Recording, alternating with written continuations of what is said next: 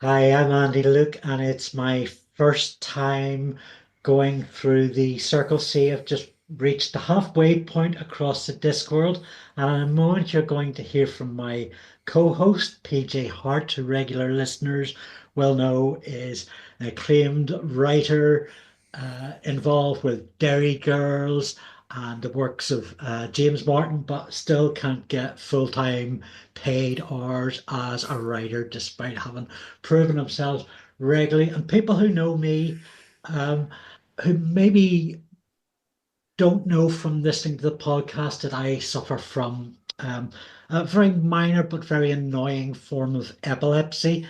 And I just want to say, by way of introducing PJ, that he makes these sort of little attacks that you don't hear or see coming through in the edits. He makes a really warm, comfortable, safe environment for us just to get over those and move forward with talking about Terry Pratchett's wonderful Discworld books. So over to PJ now to take it by. Oh, that's very nice of you to say, Andy. Yeah, this is PJ, and I mean, does anybody got full-time writing work in the UK? I don't know if that's even a thing. But yeah, appreciate the shout out, appreciate the kind words, and yeah, really inspired by you not letting your epilepsy or anything get in the way of any of your writing work or any of your podcasting or any of your YouTube videos because I think you're smashing all that stuff. So yeah, well done. So welcome to I've never read Discworld. I believe Andy has a plug he wants to make at the I top wanted of to this kick one. off with a plug. Yeah, we usually do these at the end, but PJ knows I have been working my arse off, as we say, the last couple of days, last week or two. So I am promoting for our viewers. We're on YouTube and Spotify video. We have on screen now another time by my late friend and writing peer, Holly Miles. And myself and a couple of Holly's writers, friends, have spent the last year working on this publication. Holly passed in 2020. And if you are in Belfast, we have a launch party on Wednesday, the 22nd. This episode should be out before then. Please come along. Please come forward and say hello. If you're fans of this podcast or if you're not fans of this podcast, we'd love to see you there. Maybe you knew Holly, maybe you just want to be part of that celebration and um, part of that.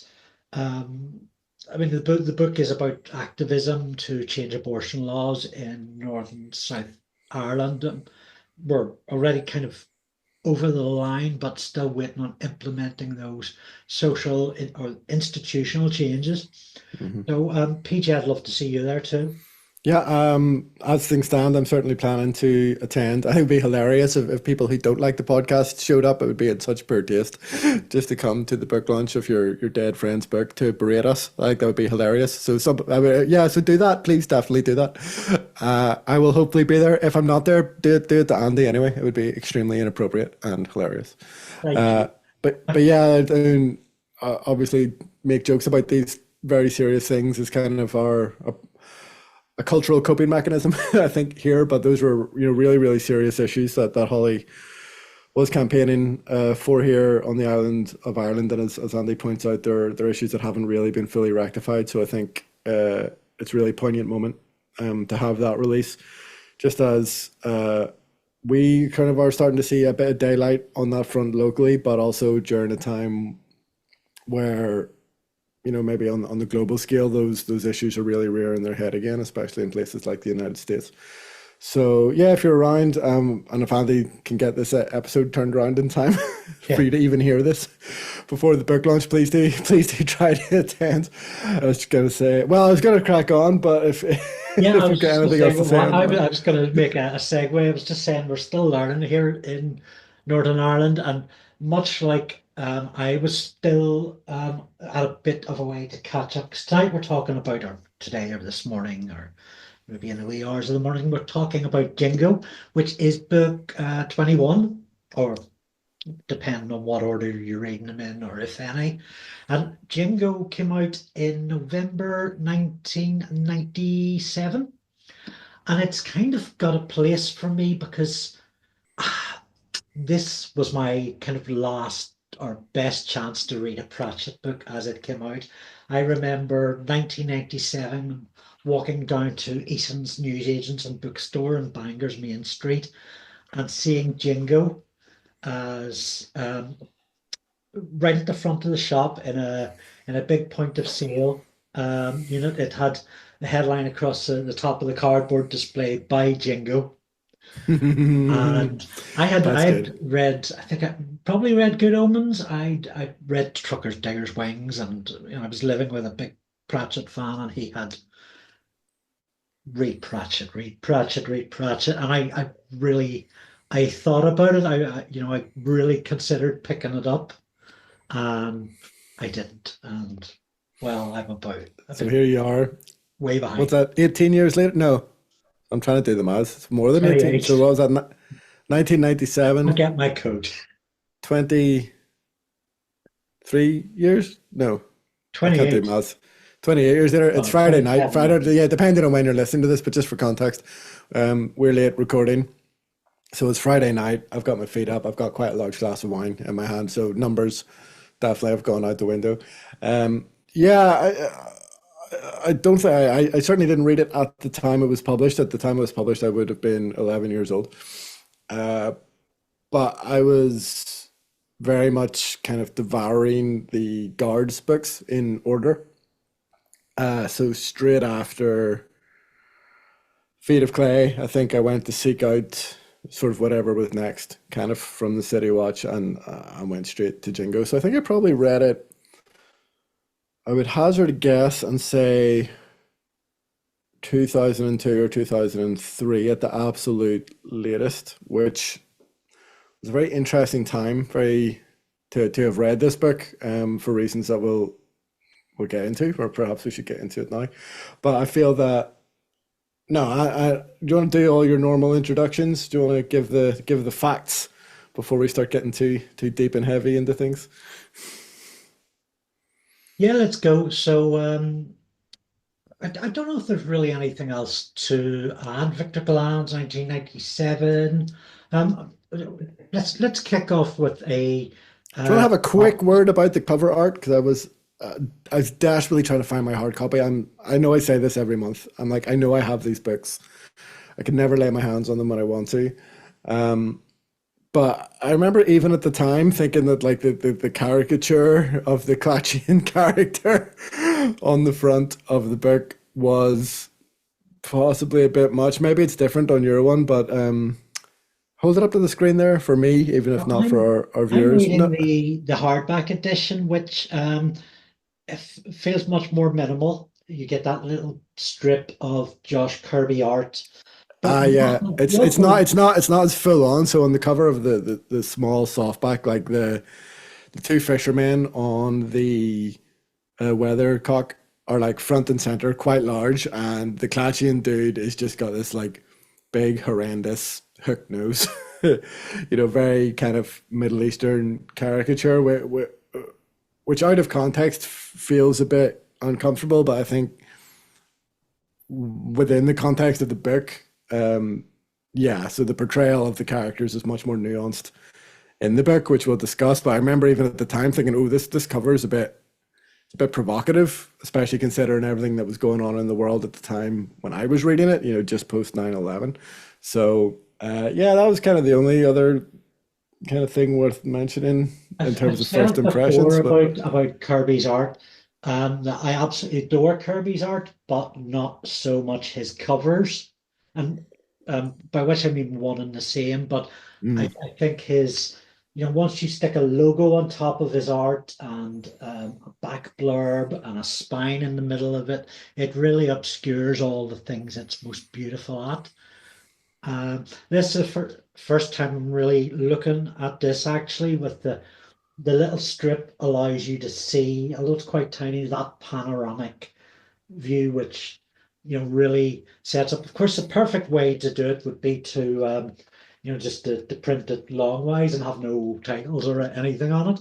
Um, but I'm reading a hardback. I think Mm, that the my second hardback, Hogfather, and that gives it a real kind of classic of literature kind of thing. And we've got all these allusions through the book to stuff like Moby Dick, that big, and it's a war story. It's mhm, mhm. an epic. Yeah, it really is an epic. And um, so reading it, and it's quite, it felt like an old dusty classic piece of literature, which it is. Yeah. Yeah, it's got some grand Less of grand the old. themes. Yeah, and like it's a story that we get to take the watch out of the city, so it feels grander straight away. Do you want to give us the blurb then before we? Let's go. Yeah, from my first edition. A Mhm. weathercock has risen from the sea of Discworld, and suddenly you can tell which way the wind is blowing. A new land has surfaced, and so have old feuds. And as two armies march, Commander Vimes of Ankh-Morport's City Watch has got just a few hours to deal with a crime so big that there's no law against it. It's called war. He's facing unpleasant foes who are out to get him. That's just the people on his side. The enemy might even be worse. And his pocket and his pocket disorganizer says he's got to die under things to do today. But he'd better not, because the world's cleverest inventor and his most devious politician are on their way to the battlefield with a little package that's guaranteed to stop a battle. Discworld goes to war with armies of sardines, warriors, fishermen, squid, and at least one very camp follower.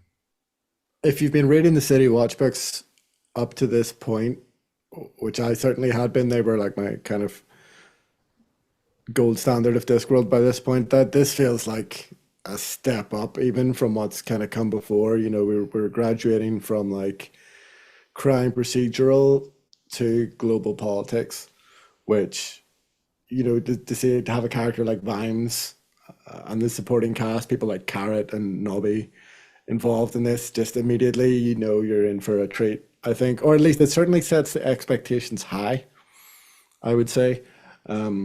So with that in mind, and I know I basically spent the last what year and a half, more nearly 2 years now, hyping every single guards book to you. I wonder, just with that in a kind of a broad first impressions kind of sense, does it meet those expectations for you? Um, I think it probably does. The telltale sign, and I am largely talking about just the second half of the book. The telltale was when I had to stick a bookmark in it, and there was an occasion where, like, every time I had to put a bookmark in it, it was right in the middle of just this absolutely captivating scene. Um, Sam and Ahmed are out in the dunes, got to stick a bookmark in it. Um, really, big stuff like that. Hmm. And I mean, it didn't go where I thought it was going to go. Interesting. Where The did you think it was going to go? Just out of curiosity. the island of Lehsp. Oh Um, yeah. Now that's quite an iconic thing. We've had the island of Tonga Hunga in 2015, 2016, which was one of these islands that appeared in the middle of the Great Sea and just Yeah, disappeared. it's a genuine phenomenon. Yeah, saw somebody posting about it on Reddit, on the Discworld Reddit, a day or two ago, as we record, about satellite images of mysterious islands appearing and disappearing. And I'm actually looking at the article right now. I'm still not entirely sure of its exact location. Maybe I shouldn't reveal its exact location in case it sparks a war. But yeah, but Yeah, it's so yeah, so it's a it's a bit of a motif. I mean, we've got things like Brigadoons, a musical. oh yeah. There's a beach. There's a story of a beach in the south of Ireland. Angela Lansbury used to play on it as a kid, and it disappeared for like 70 or 80 years, and it suddenly resurfaced about Oh wow. 2015. Um, it's actually a bit of a crossover with my own literature because I've got a novella with a similar sort of thing. appearing actually in the summer, this summer. Um, and I'm currently writing a nautical story. My Patreon people will know this, Half Baked Alaska, which Oh yeah. came across all these sort of parallels that really interested me. But anyway, we've gone wildly off tangent here. The point being, Lehsp is it's really not that important in the book. It's just a trigger to all the other stuff happening. Um, and yeah, I really liked it. I've totally, utterly failed to give a first impression overview, but to say that I really enjoyed it. Yeah, it's a tricky one. Like, but yes, no, that's fair. I suppose I hadn't really considered that 'cause it's been such a long time since I first read it. Yeah, it's been over, definitely been more than 20 years since I first read this book. And yeah, that idea that they're going to be fighting over the island or they're going to potentially be fighting on the island, I suppose that is kind of there from page one potentially. And it's interesting, obviously, then that they don't. In terms of my very, very first impression of this book, this is sort of a bit of a John Peel moment for me. So the only book that I can think of where I got to the last page and then I just went back to page one and started reading it again. Oh wow. And I remember exactly where I was when that happened because it was back in days of yore, before mobile phones and stuff like that. I was sitting waiting for my girlfriend at the time, I think.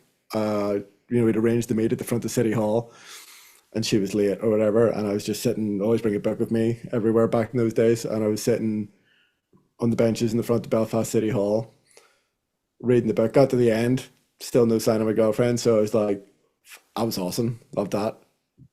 Well, that What final now? Go scene, back to the start. Just really started it appreciate. again, and yeah, got halfway through the first chapter again. I think before she turned up. Uh, and I yeah, think that just while you're talking about that mention of final scene, I think it's probably my favorite final scene in any Discworld novel so far. yeah, we'll get to that for Get sure. there. Yeah. Yeah. So yeah, so that at the time, I mean, I know I've sort of not going to recap the whole series to date in terms of like books that hit with me the first time and books that didn't, but I mean, this was a banger for me. I sort of feel at this point, every City Watch book I was reading was better than the last. And that just felt huge because I just think massively increased my anticipation for the next one. And then when I got to that point where I caught up with publication and then I was waiting for them to come out, it was like, fever pitch for me in terms of that kind of like, the teenage obsessions that we have. Like that was definitely up there for me. And this was kind of like a big moment in that. Because I think at this point, should I just quickly check the publication order? Because I think when I read this, it may have been the most up to date City Watch book. It was. Yeah. So when I finished, yeah, so there you go. So when I finished Jingo, I was like, there were no more watch books. So I just went back to started reading Jingo again because Night Watch wasn't out yet. I'm just checking, just making sure I'm right about that. Yeah. Last Continent, Carpe Juggling, Fifth Element, Truth. Yeah, so the expectations were high, pressure was on. I'm sure Terry was really worried about that at the time. So yeah, let's get into it. Like I love this book Yeah, I so much. I'll it's talk going to about it be all one of day. those books. There's just so much to talk about. So I also just mentioned before I read the first synopsis that Andy, as always, has kindly written. I did a hybrid read of this, which was interesting. So I'd read the hard copy a bunch of times, at least 3 or 4 times, and couldn't find it, as is always the case. But was a bit pushed for time, so I did a hybrid of reading it on Kindle and listening to it on Audible, and that was quite interesting. And it was kind of a good way of doing it because I know the book so well. I was able to find my place in both quite easily by sort of skipping around, so it was quite good. Andy Culshaw does another good job on the audiobook and earned its money by finally giving me the pronunciation of Lehsp, which I never knew how to pronounce before. But I totally trust Robbie Culshaw's pronunciation, and he pronounces it Lehsp. When he does it in Veterinary's voice, especially, it's got a nice kind of gravitas to it of the land of Lehsp returns. And that is the title of Andy's first synopsis. So yes, the land of Lehsp returns. Detritus tries to read the riot act. The patrician and the guild heads discuss arms sales. Colon and Nobby talk about soldiering, and some kidnappers talk down Angua. Vimes and Carrot look into an attack on Mr. Goreff's shop. Vimes meets Prince Kafura shortly before an attempt on his life. So there we go. Yeah, it's a good setup. Some really good comedy set pieces actually in this first bit as well. Like I love Detritus and the riot act. That's like easily one of my all-time favorite guards. Just like singular scenes, you know. Yeah. So this is like this is the waves washing ashore, the political waves of of less reaching Ankh-Morpork and setting off all kinds of consequences. Um, I mean, what was really, God, yeah, it's starting to come back to me just how sort of physical and emotive experience of reading the book, where you have attacks on Garth's shop, contrasted with what Nigel Farage and his riots have been whipping up. Yeah. It's just how contemporarily relevant that this stuff is. Terry just really goes jugular with the theme, doesn't he? Yeah. Oh, absolutely. And yeah, it's kind of crazy to think that. I mean, as we record this, we're 3 days out from the second Trump presidency beginning officially. And it's quite scary in some ways, actually, how prescient this book remains. As I sort of mentioned when I first read it, it was just I think post 9/11, possibly even maybe just at the start of the Iraq War. So this, at that time, felt incredibly prescient, especially things like the attack on Goreff's shop. Stuff like that was happening all over the States, a little bit in Britain as well, in terms of Middle Eastern, Asian, Muslim communities kind of, yeah, being physically attacked. But also, it's mental and I think probably when I read it at that time, I was thinking that like that's what he was writing about. It didn't. I mean, obviously, I'd seen the copyright notice on the first page, but it didn't really occur to me that that was he was writing that in 1996, 1997, in between the Gulf Wars, and that writing was obviously really clearly on the wall, which is a testament to him that we always kind of shout out on this podcast, I guess, is just how closely his finger is to the pulse of society. And this is the first time I really feels that he's like, the political themes, they're not subtext anymore. They're not on the periphery. Like, this is about politics. It's about global politics. And the fact that it was written pre 9/11, I think really, really says a lot about Terry. I would hold up usually JINGO and Starship Troopers as two pieces of media about 9/11 that were written before 9/11. And it's quite chilling. Like, it really, really chilling to read it again now under the context of Brexit and Trump and more Farage and Elon Musk and all that stuff. Really, really terrifying.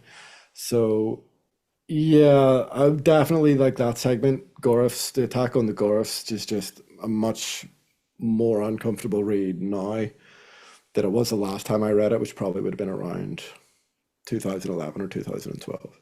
I think you're right. I can absolutely see it with like the 9/11 and then the invasion of Iraq. There's that scene we just recounted of Veterinary reminding the guild's head about how arms dealership that they've been overseeing has been working.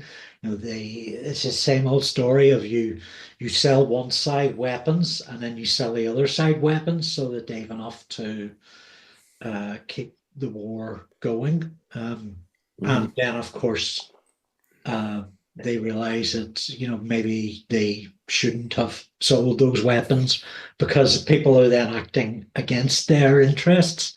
And we saw it with Iraq, we see it with Israel.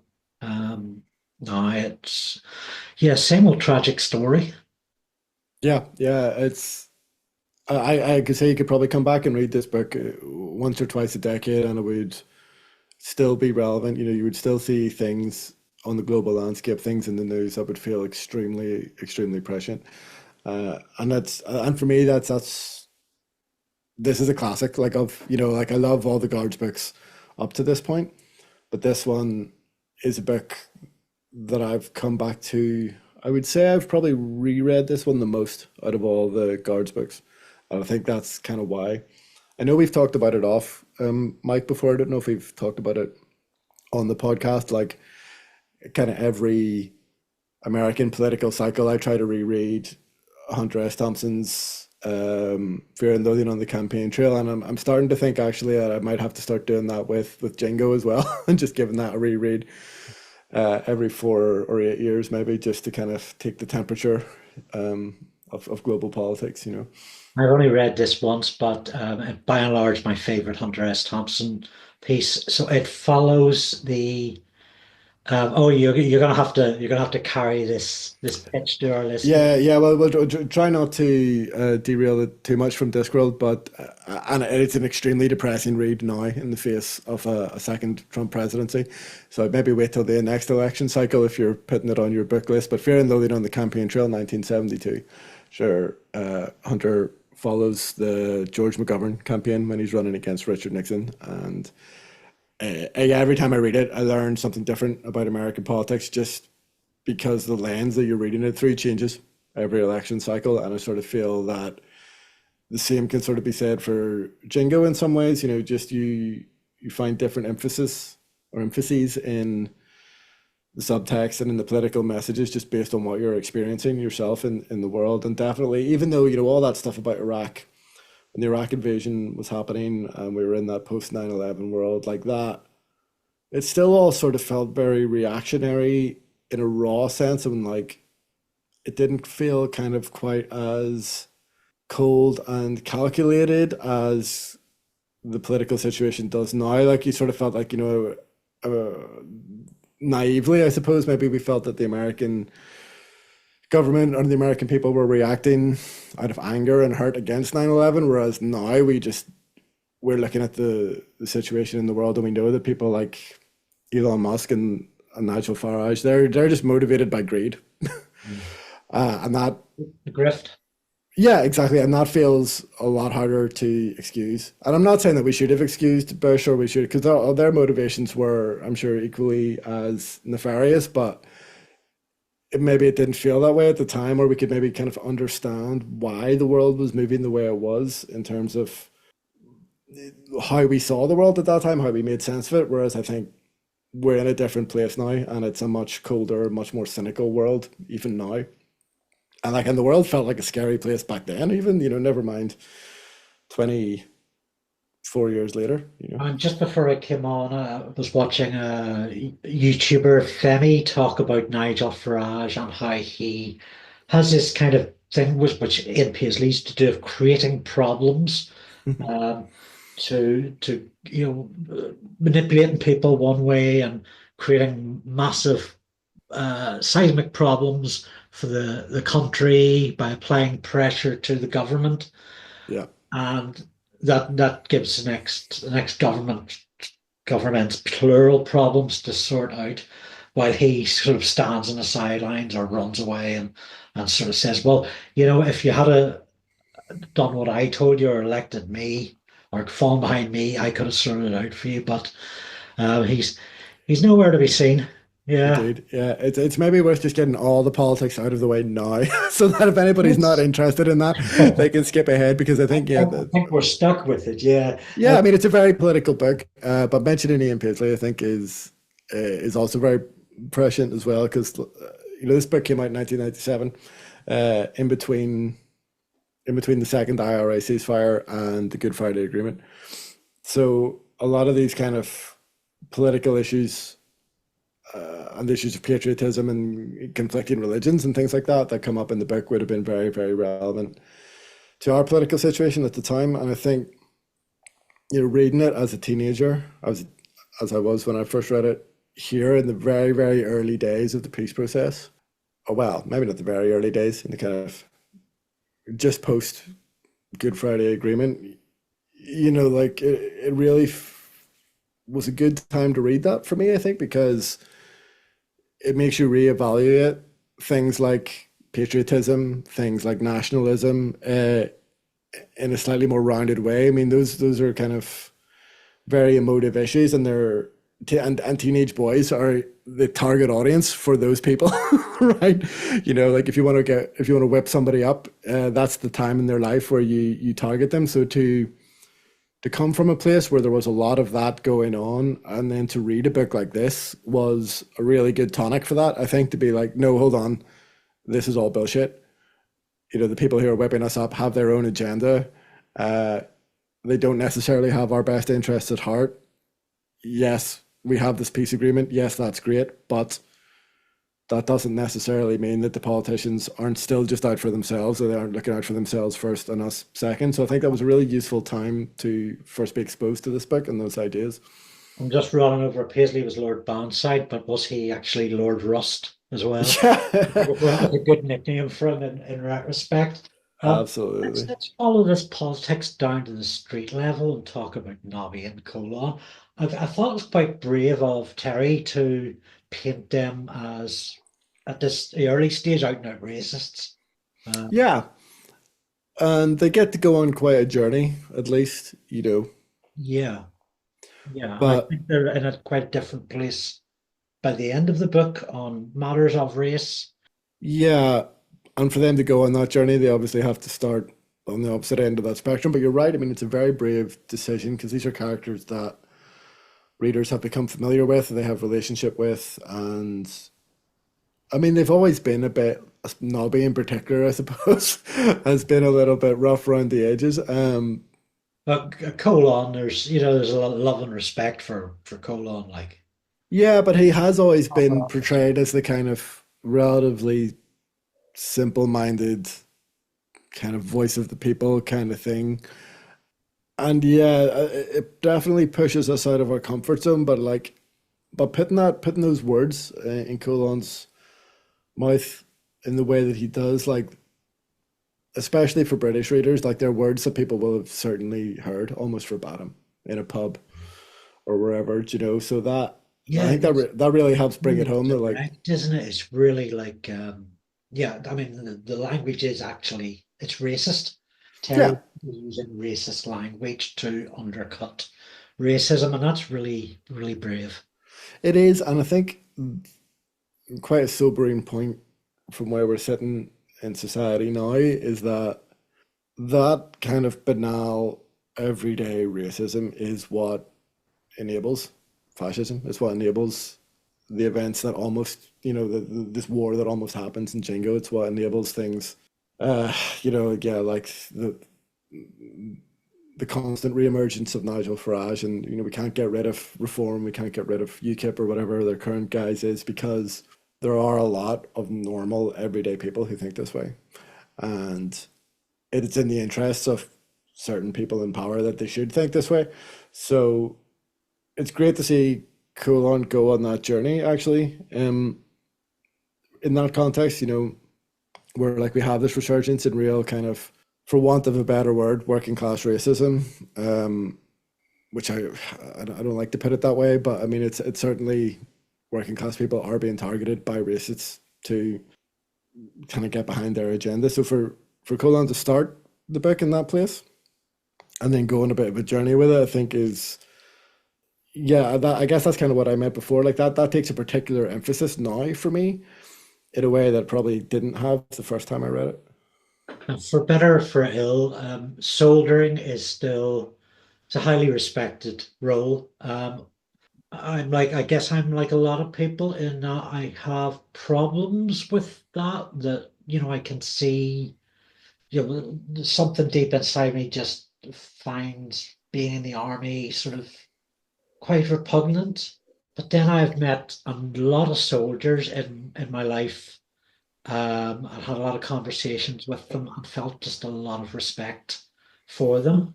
Now, yeah, I've met some real assholes as well. Well, so many of them seem to be men and women of like really good character. And yeah, yeah, yes, of course, there's many exceptions. Mm. Yeah, it's, oh yeah, it's a complicated one for me, sort of being from the other side of the community in that regard, but also so yeah, from being from the kind of the Irish Catholic community in Northern Ireland, but also having had close family members serve in the British military, uh, is an interesting kind of cultural perspective. Do you know, like I'm not, I can't, for security reasons, won't reveal who, but I have sitting on my desk at this exact moment a shell casing from Afghanistan that a close family member of mine brought back from Operation Herrick 2008. So obviously the first time I read that book, that hadn't happened. You know, my family member hadn't gone to serve in Afghanistan at that point. And then having read reread the book at some point after that, I was reflecting on their experiences as well, and thinking about what that must have been like for them. So, um, yeah, it's a tricky one, but yeah, the fact that Vimes essentially starts a regiment and all the guards join up and they go to war essentially, but they go to war and they end up kind of fighting under a white flag because they're fighting for peace. You know, What a uh, marvelous twist. And it's such a great way of tackling that. Do you follow somebody else's orders, or do you follow your own orders? And Terry yeah. takes a narrow former, but finds his own Vimesian, very Vimesian way of doing it. Sorry if you can hear some clattering around it. I'm just putting my paintbrushes back in my 80 millimeter shell casing because that's what I use it for. During this sort of stage of the story, the Ankh-Morpork stage, we get the introduction of the Garths, we get the return of Wilkins, his butler, who are characters that will later in the narrative give us that sort of anchor, that relationship back with, just boys from home gone to fight. And we'll keep that sort of personal stake, just not keep it in there, just push it like as close as it can possibly be. Yeah, absolutely. And again, trying to keep the spoilers to a minimum, but those kind of ideas about what warfare means for ordinary people is something that gets examined again on that more kind of individual, on the level of the individual soldier in later books. And yeah, I do sort of find those sequences, those interesting, those characters. You know, the fact that Gorof's son comes back later, and Wilkins, as you say, but just the perspective that Terry's generation had on war and soldiering, I think is so different than ours, just because they were around so many more people who served, especially in the Second World War, but also a lot of people who served in the First World War. It just felt more visceral and more real, even though I've just showed off the camera an artifact from an actual war a member of my family participated in. Like that's quite rare. That's quite unusual for us. Whereas like for somebody of Terry's age, like when he was a child, certainly pretty much any male adult in his life would have had some, almost certainly would have had some contact with conflict. Um, so yeah, that's interesting, and it's not delved into maybe as deeply in this book as you might think it's going to, because they're talking about war, or that a war is potentially on the cards, basically from this point onwards, from the first section onwards. But we stay at the macro level for a lot of it, where there's a lot of the political dealings, for at least for the first half, before they get on the boat. And that is, yeah, maybe if I had one small criticism when I first read it, is that I was maybe keen to find out if there was going to be a war, because it feels like it's building and you get impatient to find out what's going to happen. Whereas on my many rereads, I find myself appreciating the build up maybe a little bit more. Yeah. I think there's a lot of build up, but for me, it comes in just at the war breaks out just at the right time, and it's been all the work's already put in. And yeah, that second half is just that the pacing is all right. Not to diminish the first half. The first half does all the heavy lifting that makes that happen, and It's really well balanced as well, or maybe a bit like being on board a boat during. Yeah. Again, it's redundant for me as an avid fan of these books, but the fact that he feels that he kind of has to set up Angua's werewolfishness, I think it basically happens at the start of this book, and it happens at the start of Feet of Clay, where like Angua has to get into some kind of scrape where she can reveal to the reader, if they're reading in this book, if they're reading the series for the first time, that actually she's not going to be a damsel in distress. She's a werewolf. She can handle her own business. Um, I can't remember if or when he ever gives up on that, but like I do find those sequences always fun to read. But I sort of feel that it's like a box that he has feels that he has to tick when he's As setting up. you brought Anger up, Anger is one of the standouts in this. I think absolutely this with this novel, she kind of cements her place for me.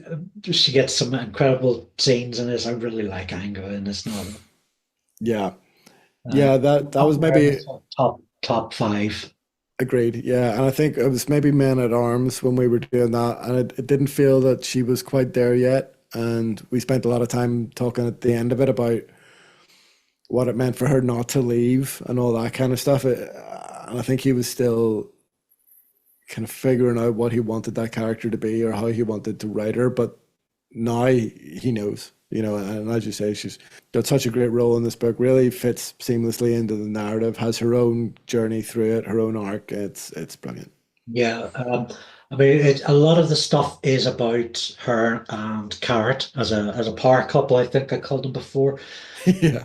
There's a single quote from later where she has a lovely scene with Nobby talking about relationships, but she's talking with Vimes about Carrot Mm. and her outlook on Carrot and who he is just really it tells us so much more about Carrot, a guy who we've talked about how we think we know so much about him that he's.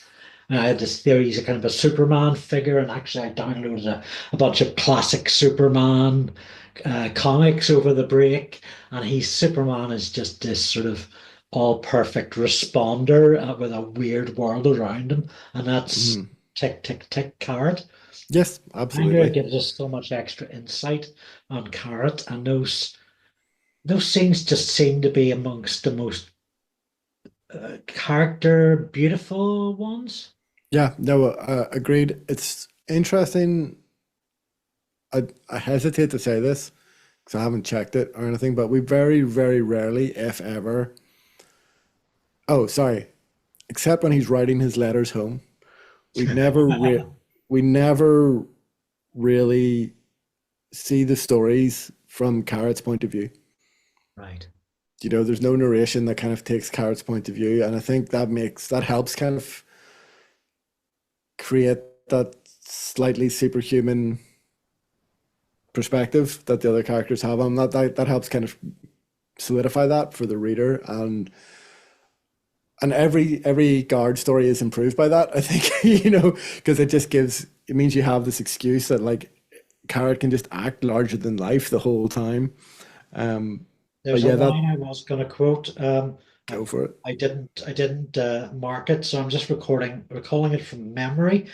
And Angus says something like, I think it's like an inner monologue sort of piece, and she says something like, if she shaved her head or grew a beard, um, Carrot wouldn't remark on it. He'd notice, but he would just treat it as like an ordinary thing. He'd maybe even compliment her, but he wouldn't be embarrassed or ashamed. Yeah, You she's know, having she's having this whole thing about how he only says "I love you" once, because once he said it, it's true, and he doesn't have to say it again. And I think it's, yeah, her perspective on his worldview is quite interesting, and I think she probably understands him better than anybody else, and she's come to accept that. And yeah, what she tells Vimes is that or that this whole metaphor that everybody's somebody else's dog, and Vimes is veterinary's terrier or whatever.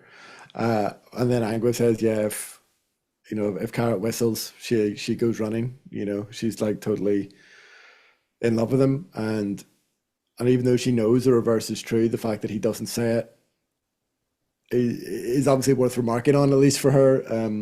But yeah, the dynamic's really interesting, and the fact that we're now just coming out and say it because even Ahmed comes out and says it that like Carrot's the king. Like everybody basically knows that Carrot's the king, and just like and to be a king in this world, but to actually just be a watchman instead is kind of very Superman-esque in a way. Like, Superman's this all-powerful alien who could rule the world if he wanted to, but he basically is a cop instead. He just goes around fixing problems the same way that Carrot does. So yeah, I think it's a really, really apt comparison. Oh, well, I mean, this is an interesting thing because whereas Carrot is, yeah, so I mean, the Superman thing is that,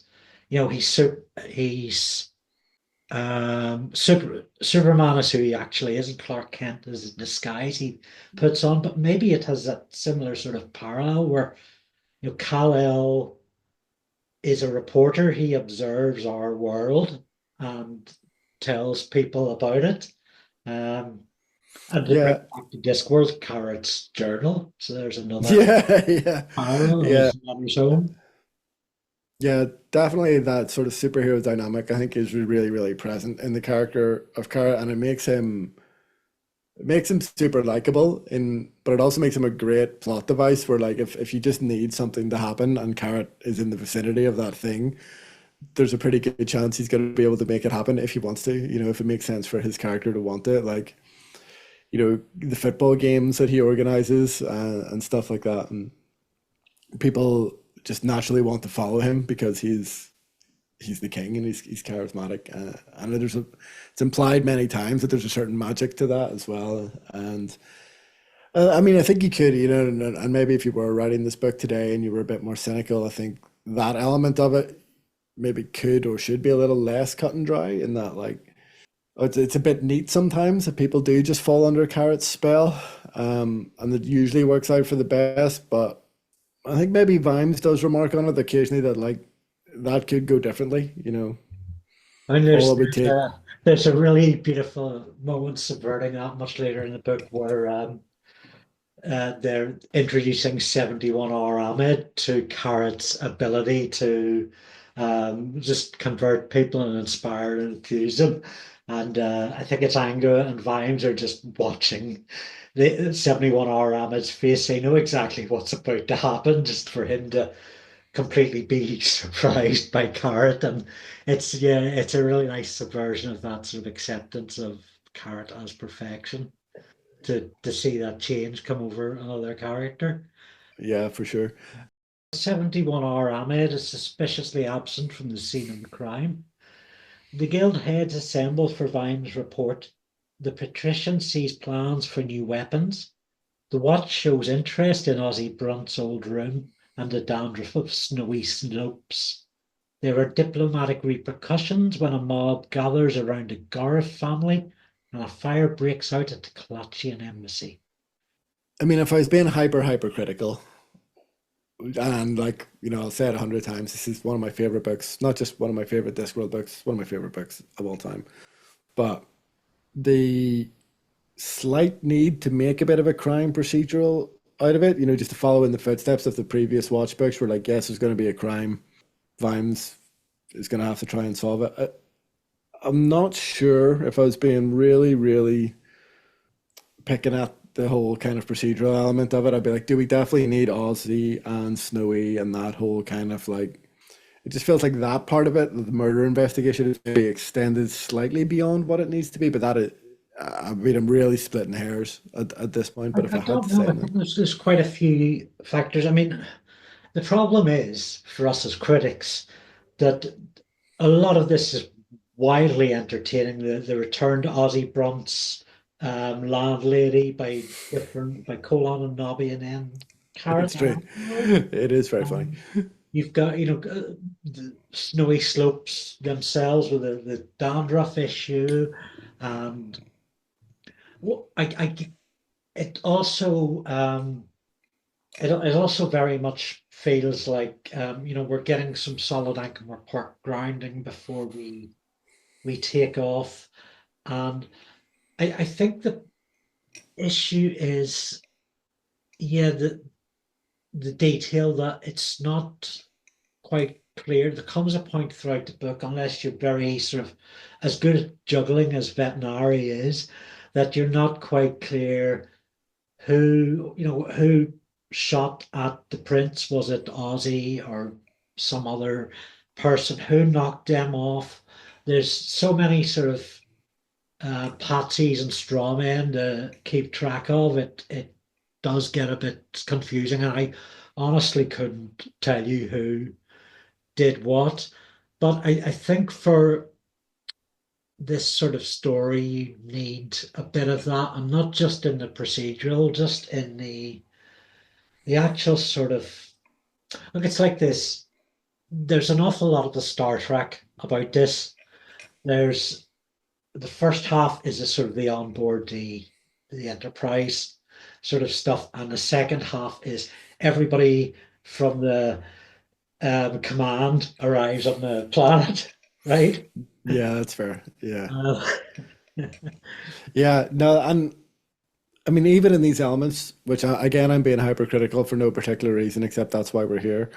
But even those elements that I feel perhaps are slightly redundant, like this whole murder investigation, there's still some really poignant, really prescient stuff in it. You know, the whole way that Aussie is characterized as basically this like disgruntled loner, like exactly the kind of guy who's going to get radicalized on Twitter by Elon Musk and is going to go out and try to shoot somebody, is insanely prescient in 2025, like for a book that was written in 1997. And like this is a guy who's been radicalized by street level politics, by, again, to use that horrible phrase, working class racism.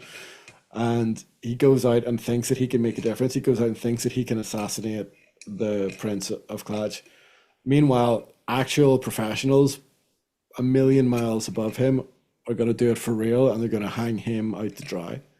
You know, I mean, thinking about like that, the kid that tried to assassinate Trump less than a year ago, like it's so the exact same situation. And this is a book that was written almost 30 years prior to that. So yeah, so even this element that feels like, the story would progress, I think, slightly more smoothly without it. Like even those bits are insanely well observed. yeah, and it's domestic soldiering, it's terrorism as well. Um, 71 hour Ahmed, who's like a technically a foreign agent, but trained in Ankh-Morpork, as a character I'm just itching to talk about. Yeah, let's have it. Yeah, I mean, he's such a huge presence in the book. Um, Initially, just I find him very terrifying, um, and I can't put a pin on what he does in this first half that it makes it particularly so.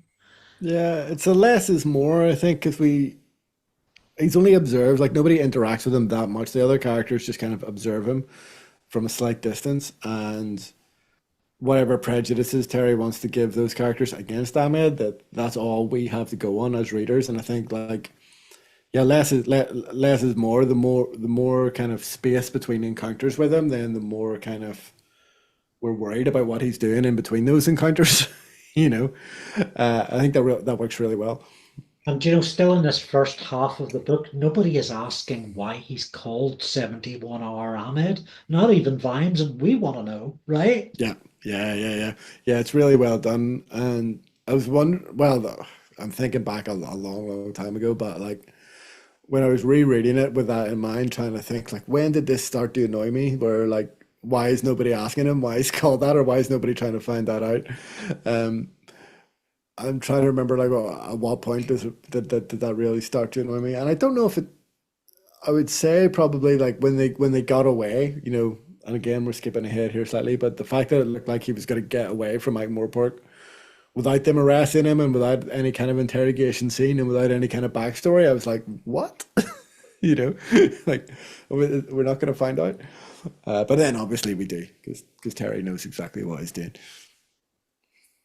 And then the fire in the embassy. So that, yeah, just in terms of what else happens here, I guess that's when it starts to escalate beyond.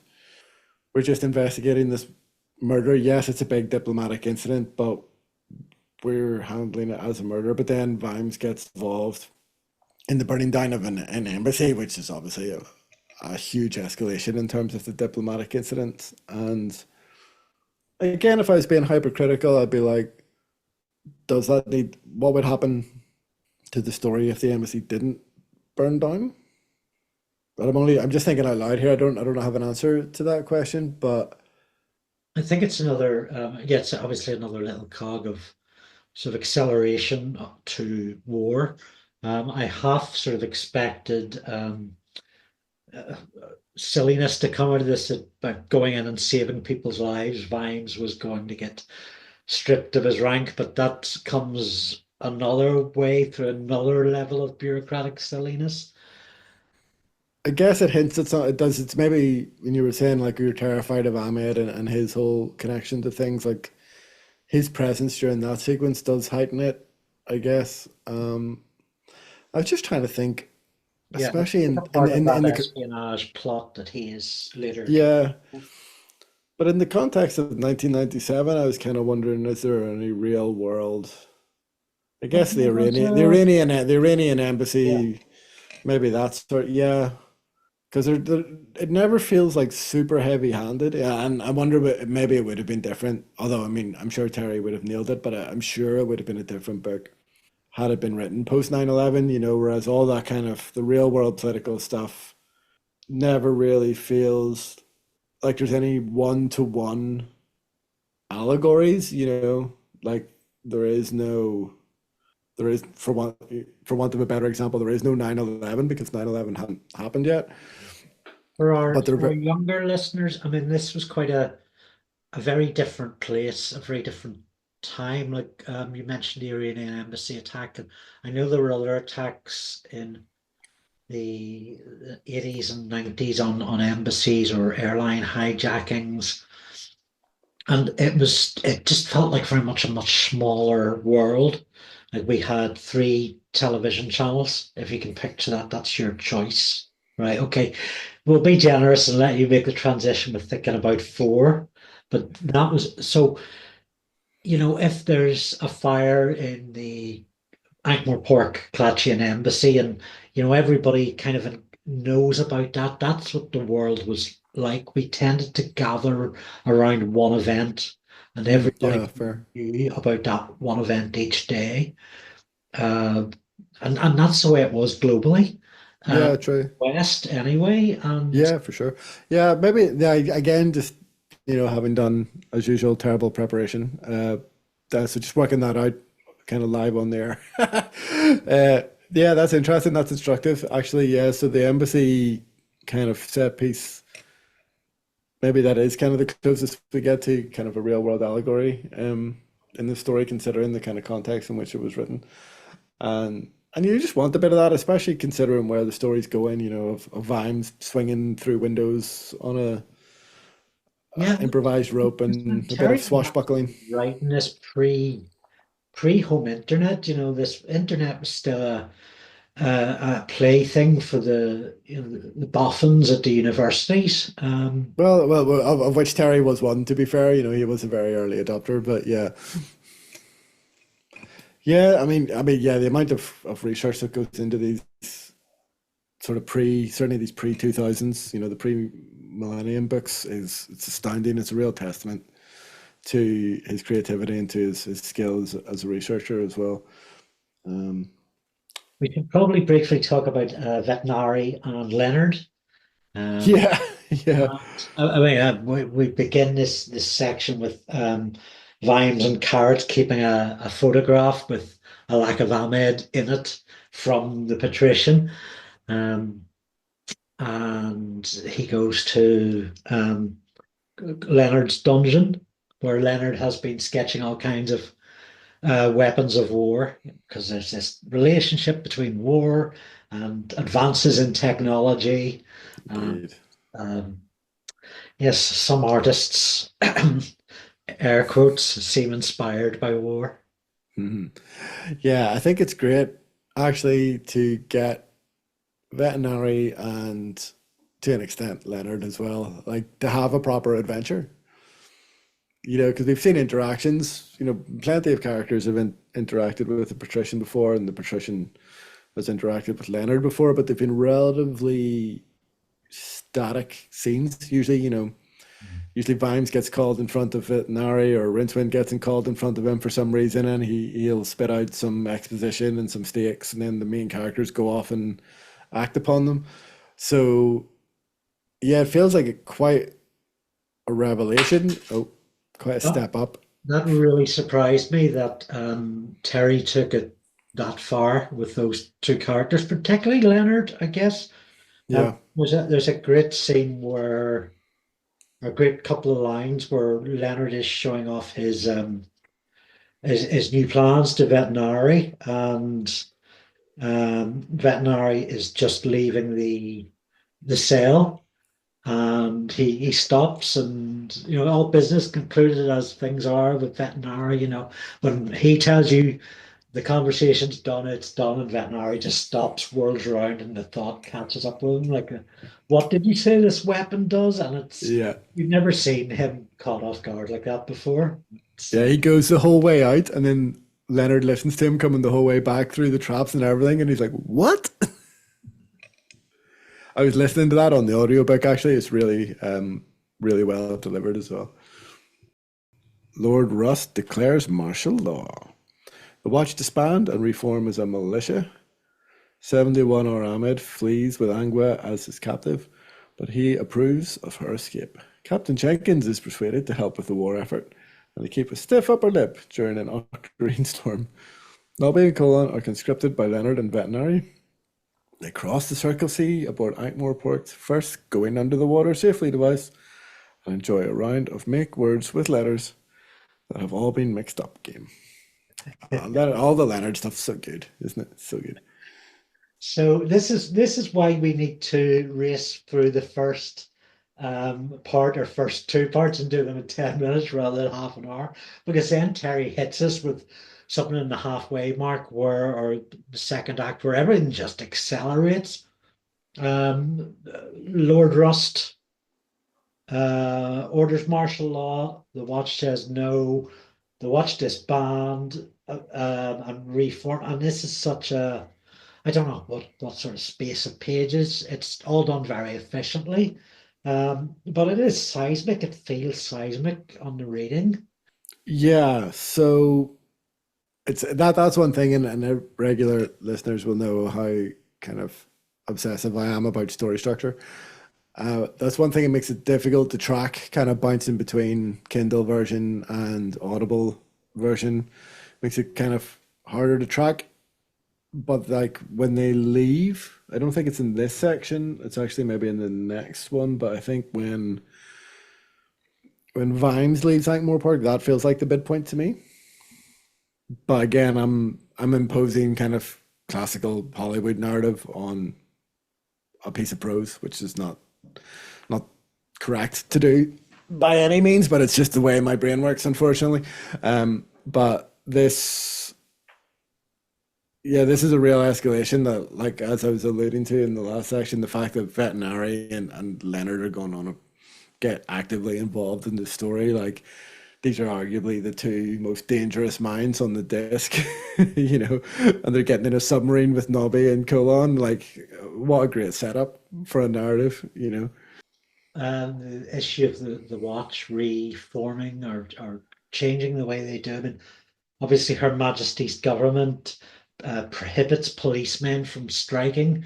So it was quite a nice surprise, particularly with what we know about Vimes and Carrot and loyalty, that they faced down Lord Rust, who, although we've seen him before in no short order, he's a major dick, and they face him down and yeah, tell him where to go.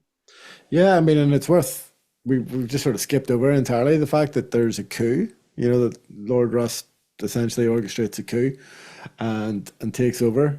And yeah, the fact that we've had all the certain hints maybe previously that he's just a bumbling idiot, and we can tell pretty much immediately, I think, that they're putting him in that, Terry is putting him in that, Blackadder goes forth, Stephen Fry kind of, upper crust toff who Melchett. is, yeah, Melchett, that's right, that's the character name, yeah. Very much that kind of that role. And there's some really good set pieces in that, like when they're planning the war and stuff. But yeah, he's really easy to root against. And yeah, you were saying about cops not being able to strike. Interestingly, as well, cops weren't conscripted. Cops weren't allowed to join the army in like World War Two, World War One, because they were like, well, what are we going to do without cops? So Not yeah, that, I mean, obviously makes sense, but you would think, if you need conscripts, then cops are the best placed of the general population to be the first line. yeah, but if you've got no cops, he's going to round up all the conscripts. Create new cops. Uh, Yeah, it's all become no, cops. yeah, there were certain protected professions during conscription. I know this because it was a plot point in Peaky Blinders. I recall a massive segue, but yeah, in case anybody's wondering why I happen to know that. But so the idea that the police force could just kind of resign en masse and form a regiment is perhaps a bit out there, but I mean, like, it's great in that it's everything we know about Vimes, and that he is always going to kind of naturally buck against being told what to do. So even though he kind of rolls his eyes, about all the kind of other gentlemen and lords and whatever forming their own regiments, then when it comes his time to do it, he sees a purpose and he sees a way out by doing that. So I mean, it's a well constructed part of the story. I don't know why I'm kind of like calling it out as something that couldn't happen in real life. I mean, it's Discworld. There's trolls and stuff. It's not real life. It's fine. It's totally fine. Anger captured by Ahmed, and this is yeah, this is an extra layer of menace from Ahmed. So um, these segments that we're going through typically cover about a fifth of the novel. So for Anga being kidnapped, that's that whole sort of just shy of 60 pages. And I think he's got her wearing a collar and sort of adopts her. And yeah, there's a moment where quite early on between their meeting that he identifies her. Yeah. It's quite chilling that he can see through her werewolf guise. Yeah, he's really well set up as a credible potential antagonist in this story. And actually, I know I was sort of rolling my eyes a little bit maybe about the whole Angua hostage situation in the first section of the book, but it actually occurs to me that the ease with which Angua deals with that situation, contrasted with the difficulty of her imprisonment with Ahmed, and how, like, if anybody, if she has any trouble from any criminals in Igmore Park, if they take her hostage, like, she turns into a wolf and she just fucks him up.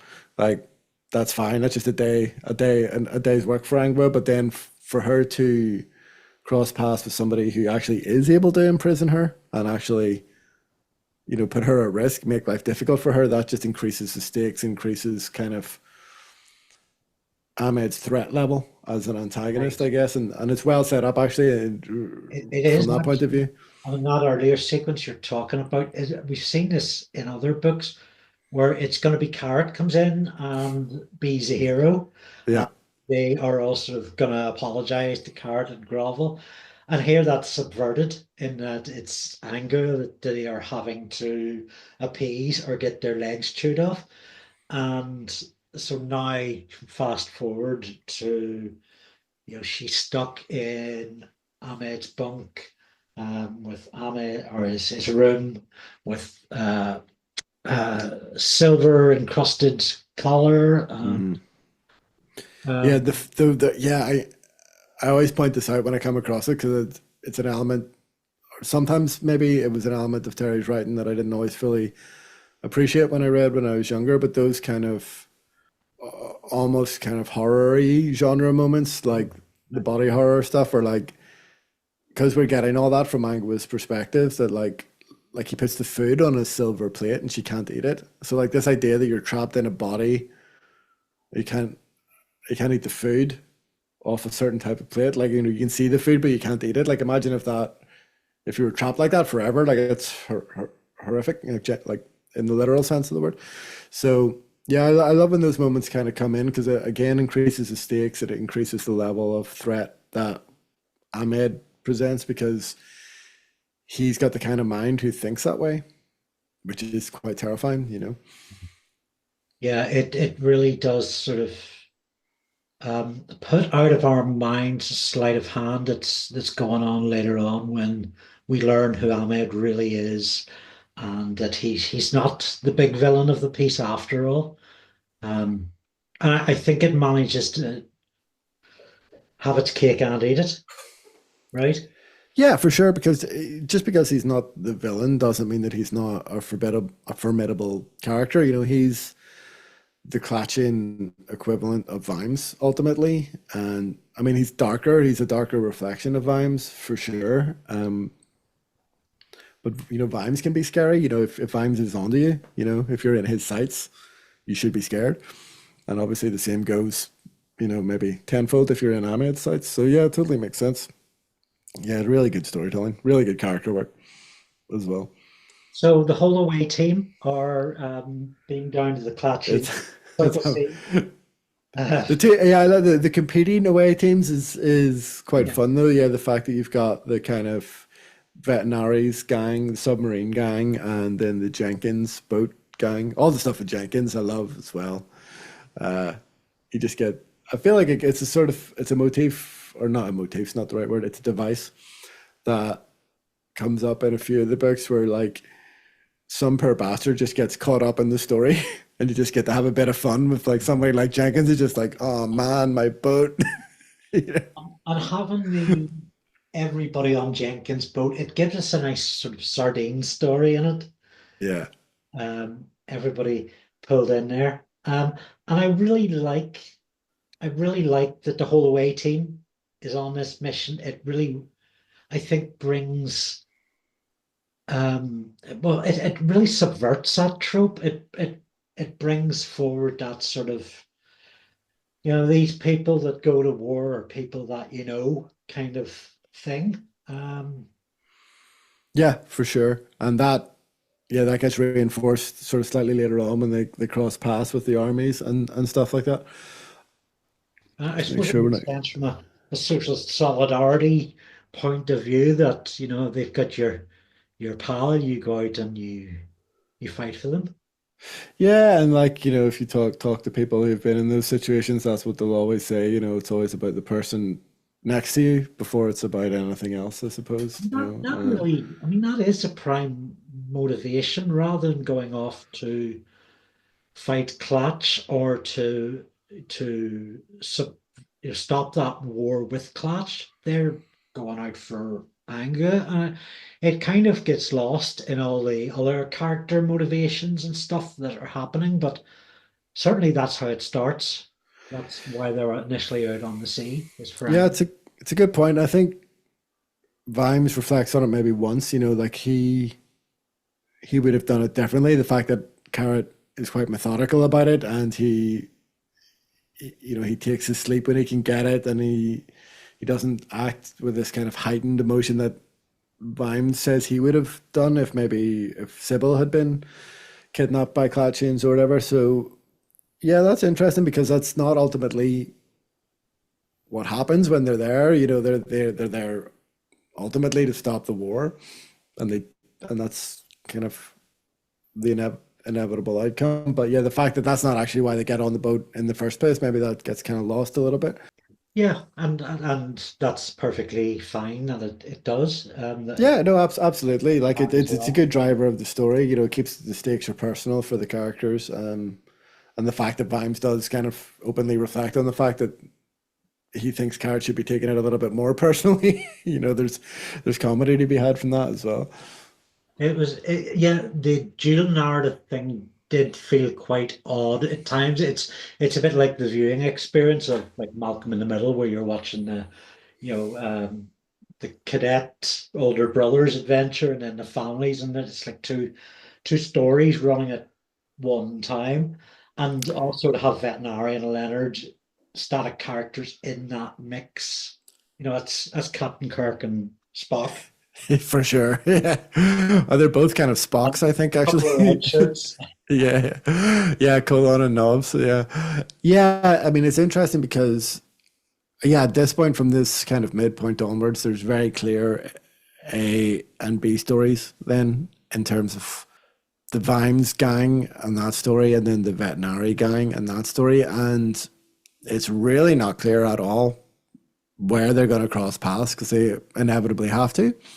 And I think there's some really good exposition and some really good misdirection going on there because it starts to develop that I think maybe from we get hints of it here that they're going to the submarine, sorry, is going to Lehsp rather than Klatch. Right. And that Yes. and then we're like, oh yeah, finally somebody's going to go to Lehsp. I know, and we haven't talked about it at all. The fact that we have those kind of little sea story moments, I guess, with the fishermen on the island, and it's all quite thematic or whatever, but doesn't that's all they are. They're vignettes. They don't really go anywhere. Like none of the main characters have really bothered to interact with this new island until this point. So it sort of goes, okay, Vimes is going to go to Klatch and sort that business out. Veterinary is going to go to Lehsp and figure that out. And they feel like they're going to remain separate. And then the fact that they don't is actually really satisfying and quite clever. But at this point, yeah, it feels like really two divergent kind of storylines. There was something I meant to mention at the start when I opened up this book and I learned that it was a watch story with Veterinary in it. I got this kind of um, like pull in my stomach because the last couple of watch stories we've had, Veterinary really manipulate the hell out of Vimes, and it's got quite, as a fan reader and emotions rather than a critic, it's got quite excruciating seeing Vimes just yo-yoed or yanked or jerked around by Veterinary. Yeah. I was honestly really not. I was thinking this is going to happen in this novel. I'm going to be upset by it, upset for Hmm. the character. So then to see that expectation circumvented and him paired with Nobby and Colon, and it's just such a different kind of flavor because, well, yes, he does jerk them around, but it's a very different kind of style. It's actually, because they're less self-aware, less intelligent, it feels much more gentle and humor. Yeah. Yeah, yeah. The comedic potential is off the charts, and I think that carries it quite far on its own. I think what helps it the rest of the way for me is what I touched on before, I guess, which is the fact that Veterinary isn't just pulling the strings from his office, from the oblong office. He's getting out and he's got stakes. He's been deposed ostensibly, and he has to go get in a submarine and go and do stuff. He has to. So he's exposing himself to jeopardy instead of just sitting off in the shadows manipulating Vimes. Even though he is manipulating Vimes to a certain degree in this story as well, he's also putting his own ass on the line, and I think that helps in Right, yeah, terms of yeah, absolutely. It gives us some empathy for him, or in terms of, yeah, that manipulative streak. I wasn't quite sure if Veterinary had been deposed, or I think Lord Rust puts it as he's taken a little holiday. This is before Veterinary actually were shown him traveling. yeah, yeah. So again, I was listening to that bit, so I maybe don't have the exact text down, but yeah. So my understanding is that Veterinary steps back for the course of the war. Yeah, that's kind So of he's like, so yeah, so emergency powers are granted to Lord Rust for the duration of the war, I think. So then when he is able to arrange a cessation, then that sort of puts him back in the driving seat, as it were, and that whole kind of emergency powers in times of war, and coups and various opportunistic people usurping legitimate governments, even though Vetinari is anything but a legitimate, voice of the people. But the fact that that's all, pre-Patriot Act kind of stuff, this is 1997, it's not 2003 or whatever, is so timely, so prescient, like so ahead of its time, actually. I agree with you that it's kind of hard to see at the stage of the book where Vetinari is going, what he is up to. But in hindsight, it's relatively clear he was always going to talk to Prince Cadmus about this war. And maybe he didn't exactly know then that he was going to offer what happens in the final part of the book where he offers Lehsp, and Lehsp sinks beneath the waves. We don't know. It's hard to say if he was always going to do that, but maybe it was more of an improv. He would come up with something when they sat, Yeah, by the time they sat down at the table. yeah, I think he sets out with a question in mind, and it's why he gets Leonard involved as well. It's like, well, if this island can come up, what comes up must go down. So nobody else is thinking about that. They're all thinking about, okay, what are the opportunities? The political axes to be ground. The kind of, what's in it for me kind of thing. Whereas it takes somebody like Vetinari to go, well, hold on. If this thing can pop out of the sea, it can pop back down again. And when is, I was Yeah, gonna say, when is that going to happen? How can I exploit that to my advantage? He's always thinking at least one, if not five steps ahead of most of the other characters in Discworld. yeah, because this is the thing. I mean, we mainly hang about Ankh-Morpork and Lanker, but Vetinari hangs about the whole effing disc, right? Exactly. Yeah. So, if Lessop has done this before, Vetinari will know of it. Leonard probably would have known of it. Um, he wants Nobby and Colin because they're loyal, they're unquestioning, and they're not. Yeah, they're trustworthy, and um, There's yeah, nobody else on the disc has the scientific kind of. Nobody else on the disc thinks scientifically, really, and that it's like a plot point, and it's a source of comedy. I think the only three people that we regularly encounter in these books who think scientifically are Leonard, Vetinari, and Ponder Stibbons. hmm. That's it. Everybody else is caught up in fantasy genre thinking. So if a island magically rises out of the sea, everybody else is like, cool, we're in a fantasy story where an island is magically risen out of the sea. Let's go fight over it. Whereas Leonard will be like, well, hold on, how did that happen? And they go down and they find out that there's just like there's gas pockets build up over time, blah blah blah, and then you need Vetinari to be like, okay, so how can I use that to my advantage? And Leonard has the means to get Vetinari there and back. And Leonard also segue into the door opened and the patrician returned. He sat down and looked carefully at Leonard Quirm. You did what? He said. And while he has just revealed this phenomenal weapon, several phenomenal weapons to the patrician, and even with the patrician realizing Leonard is a particularly special character, he's also got to be thinking, well, maybe the ones over in Klatch have come up with something similar. The war stakes have just gone up with this sort of atomizing device. It seems like from the description, there's a nuclear analogy being made there. And didn't Yeah. Terry work at some sort of nuclear?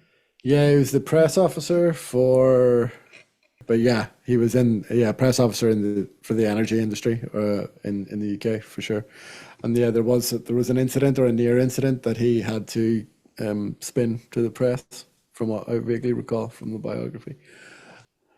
So yeah, yeah, that's a good point though about Clutch. Actually, I hadn't really thought about that because there's a running kind of a recurring gag, I guess, throughout that like Clutch is like way more advanced.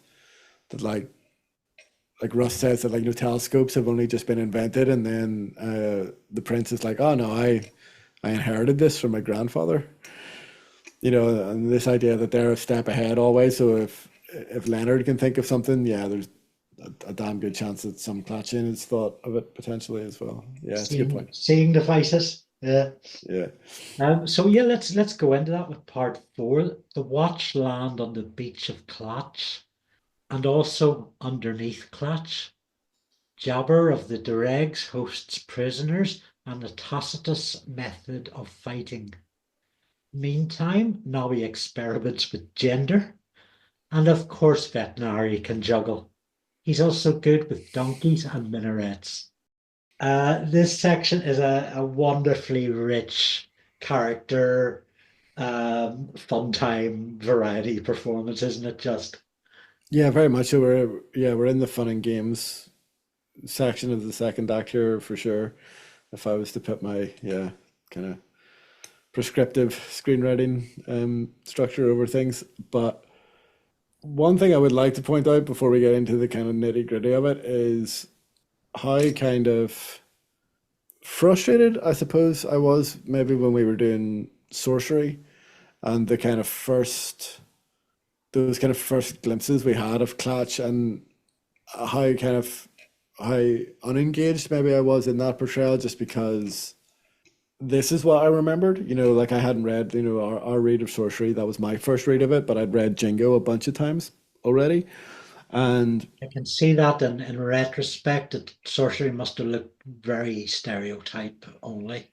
yeah, but I mean, looking back at them both now, they're actually representing different things. I mean, in sorcery, it's meant to be a kind of pastiche of Middle Eastern myths, whereas this, I think, is more of a representation of actual, of real life, Middle Eastern culture of Well, whatever time period is perhaps up for grabs. But I think, yeah, I think I can sort of see that distinction a bit more clearly now in a weird way.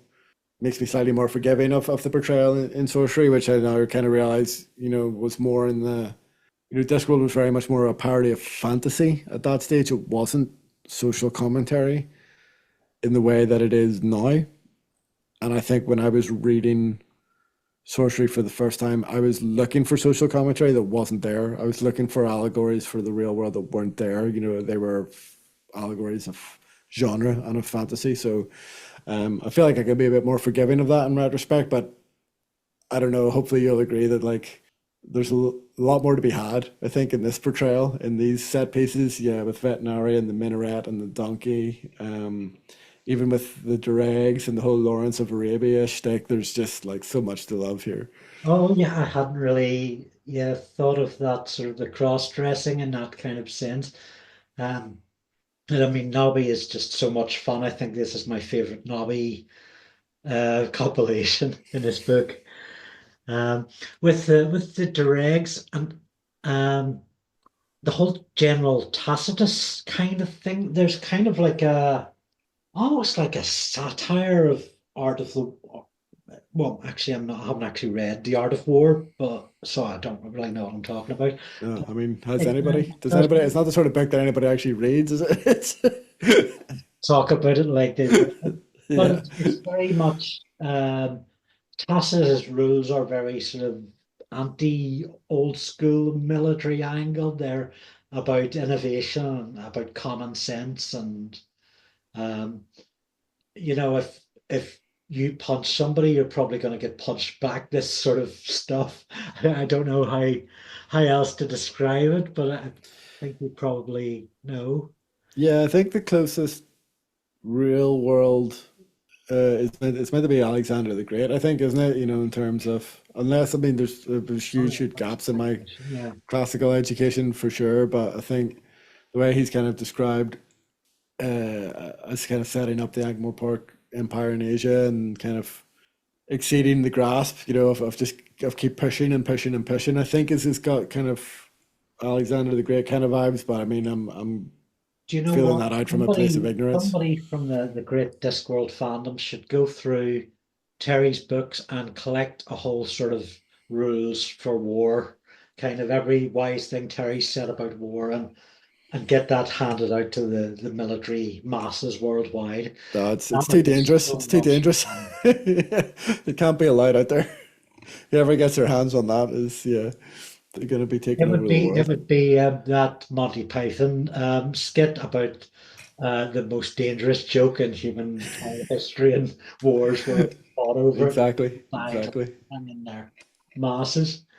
It's just so that this whole angle is just so kind of humane. Like, was this jarring to you though, the fact that Klatch is different than perhaps the last time we saw it, or did it just feel all just fine, in terms of this narrative, And is there anything about it? Because I think I'm trying to think about the first time again, always trying to go back to those first impressions, and probably hadn't seen Lawrence of Arabia at the time. Certainly the whole like metaphor of a donkey up a minaret, that wouldn't have meant anything to me either necessarily. Um, but yet all this felt quite lived in and quite real and quite well observed nonetheless. Yeah, the whole I mean just Nobby's kind of it goes beyond being played for simple crude joke in that he's genuinely sort of coming into contact with another part of his personality. And yes, he's pushing it forward to wind up the others and to sort of give them a rhetorical knuckle sandwich. Mm. But you honestly feel at the same time that he's tapping into a new part of himself, a new way of exploring who he is, that he, being a bit of a bigot, is still completely comfortable with. And that really works for me. It's yeah, it's very funny, soulful, humorous. Quite unexpected considering, there's a lot of other big things going on in terms of the plot, but also in terms of the themes and stuff. So to start throwing some pretty heavy gender politics in as well, it's no mean feat because, as you say, it's pretty deftly handled, and yeah, a lot of good jokes in it too, and none of the jokes are at the expense of women by any means. They're all at the expense of Nobby and then the kind of preconceptions or the prejudices of the characters around him. That's where the laughs come from. So yeah, appreciate that stuff. Again, you just pick up on, you just read things slightly differently because when you know where the plot is going, there's the outcome is obviously not in doubt for me at all on my fifth read or whatever of this. So just spending a bit of time absorbing those sequences and just like looking for gags that you've missed maybe, or like thinking about certain themes a bit differently, from different perspectives of time and age and stuff. Yeah, it's a real joy. These bits are great. Yeah, looking back on the synopsis, I'm quite surprised by the risks taken to go into these intimate character moments and have all the big plot in our next part. And it's I mean we get fights in the desert between the initial capture, but hospitality capture by the Durangs, and then being attacked by, or this tribe out there, them being attacked by Angua, um, and all these sort of fighty minor scuffles that I guess, I mean, if you're telling a war story, those have to be in there, those little scuffles, right?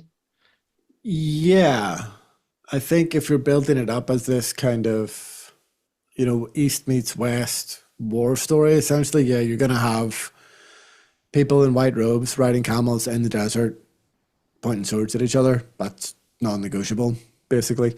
Um, and they're gonna, yeah, nomadic tribes and codes of honor and all that stuff. That all has to be part of it. That's the genre that you're parodying, I guess. And I like the way that like Jabbar and the tribe like feeds into the mystique of 71 hour Ahmed, and this is where we learn what 71 hours means and how that increases the stakes for us because at this point we're still thinking we're going to kind of come into conflict with Ahmed because I mean Ahmed's taking them hostage essentially at this point, so Yeah. they are in And conflict with him. it's just at the end of this stage where Jabber, who's actually essentially just a stock character, but a really interesting one who comes off with a lot of really interesting stuff. But he only tells us part of the story under Mm, some duress.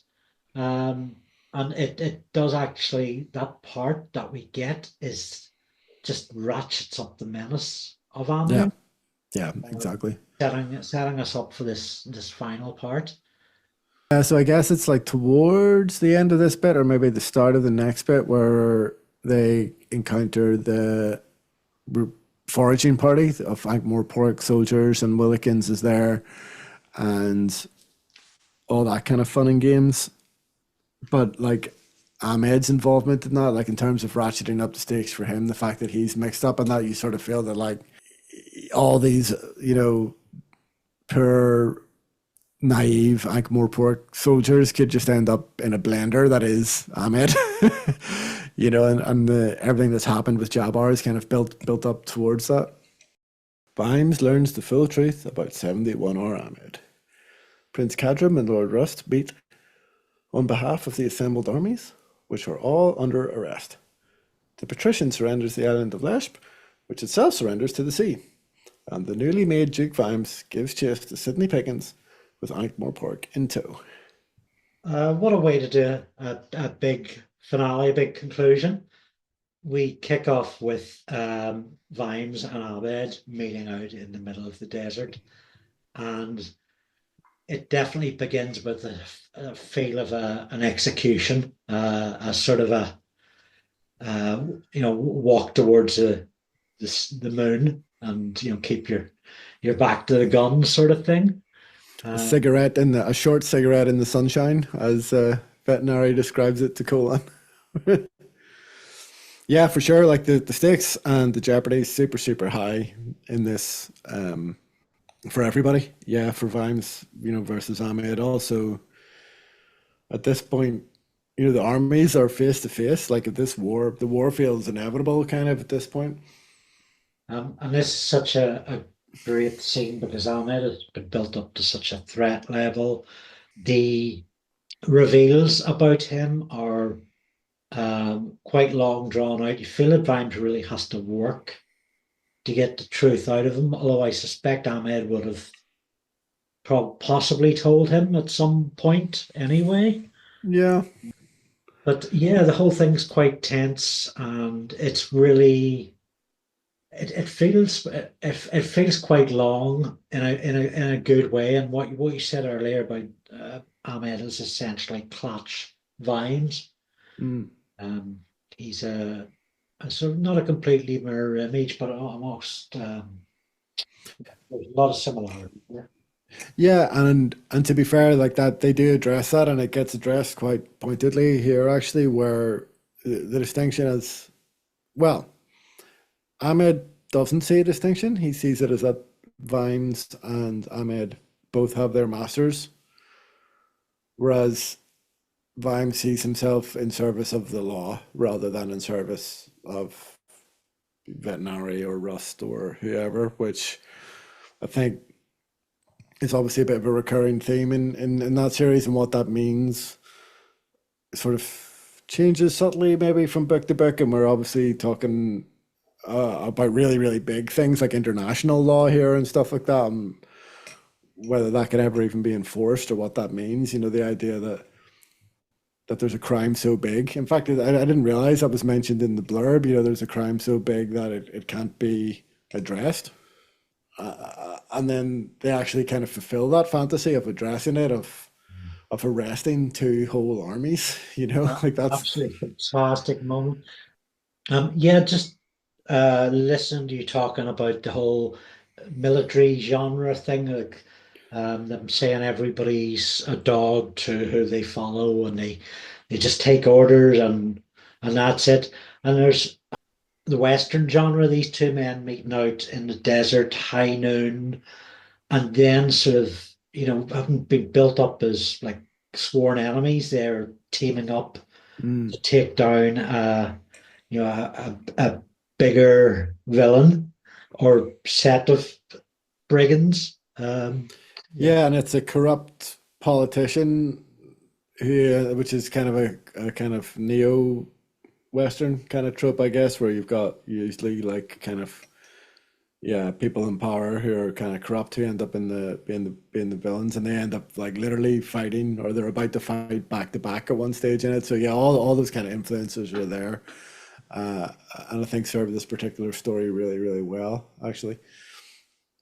And then it all ends with a game of football as it started, and you know I love that. I mean, nothing makes me happier like if a story comes full circle. It almost doesn't matter what happens in the middle.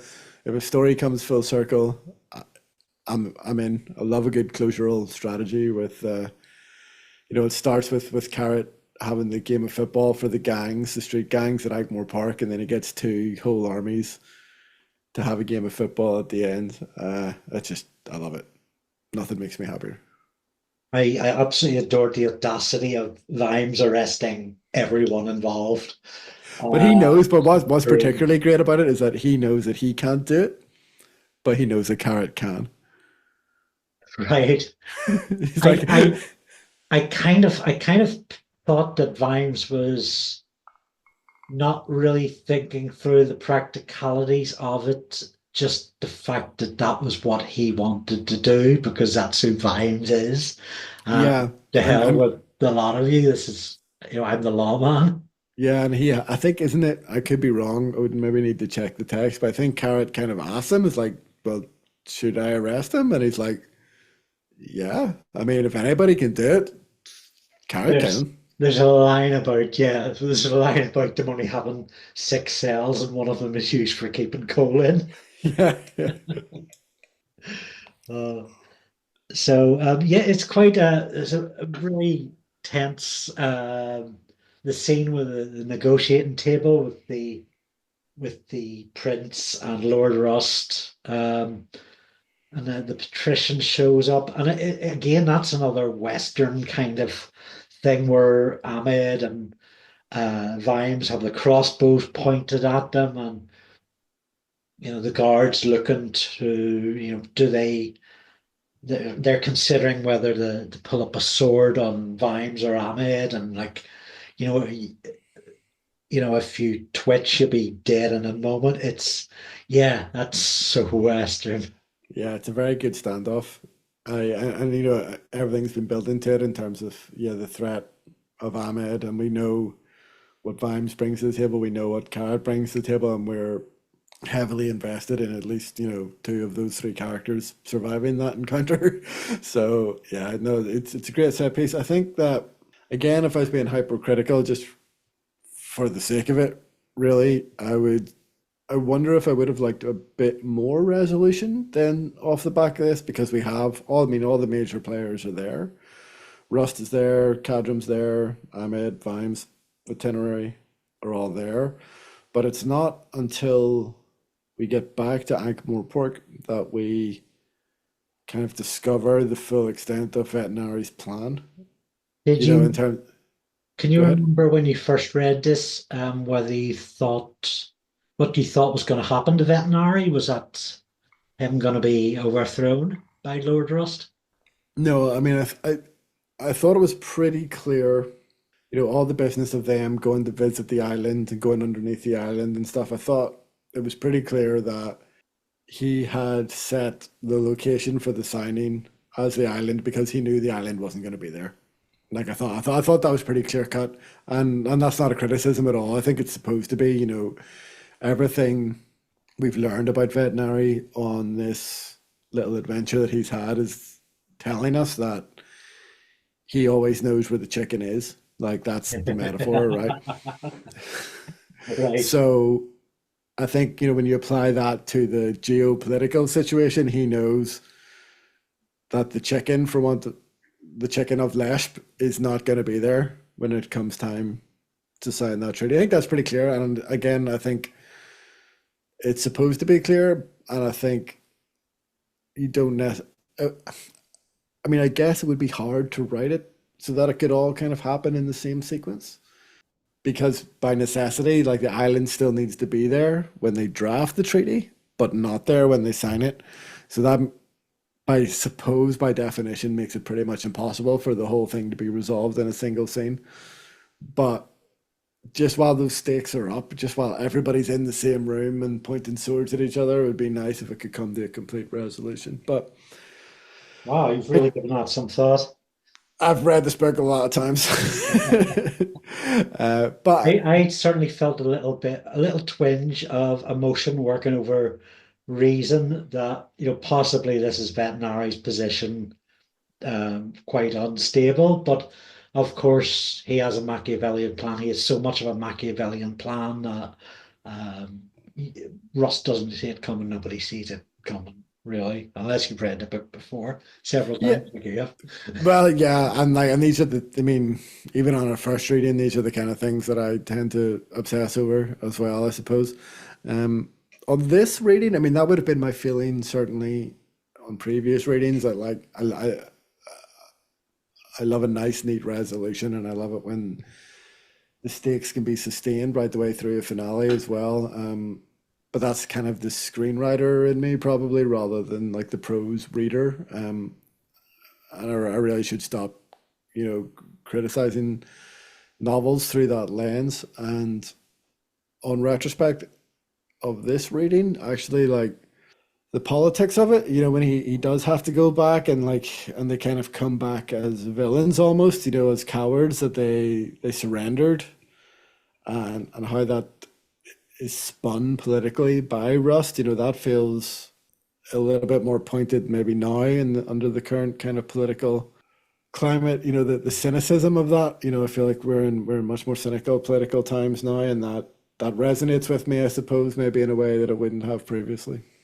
Yeah, yeah, we've a lot more than four screens, more like, yeah, many But just you know what I mean? Like the fact when they come off the boat and there's a crowd there and nobody's cheering and it's all very somber. somber and tense, and people are saying that the veterinary sold them out to the Klatchians, and all the kind of spin that's put on it.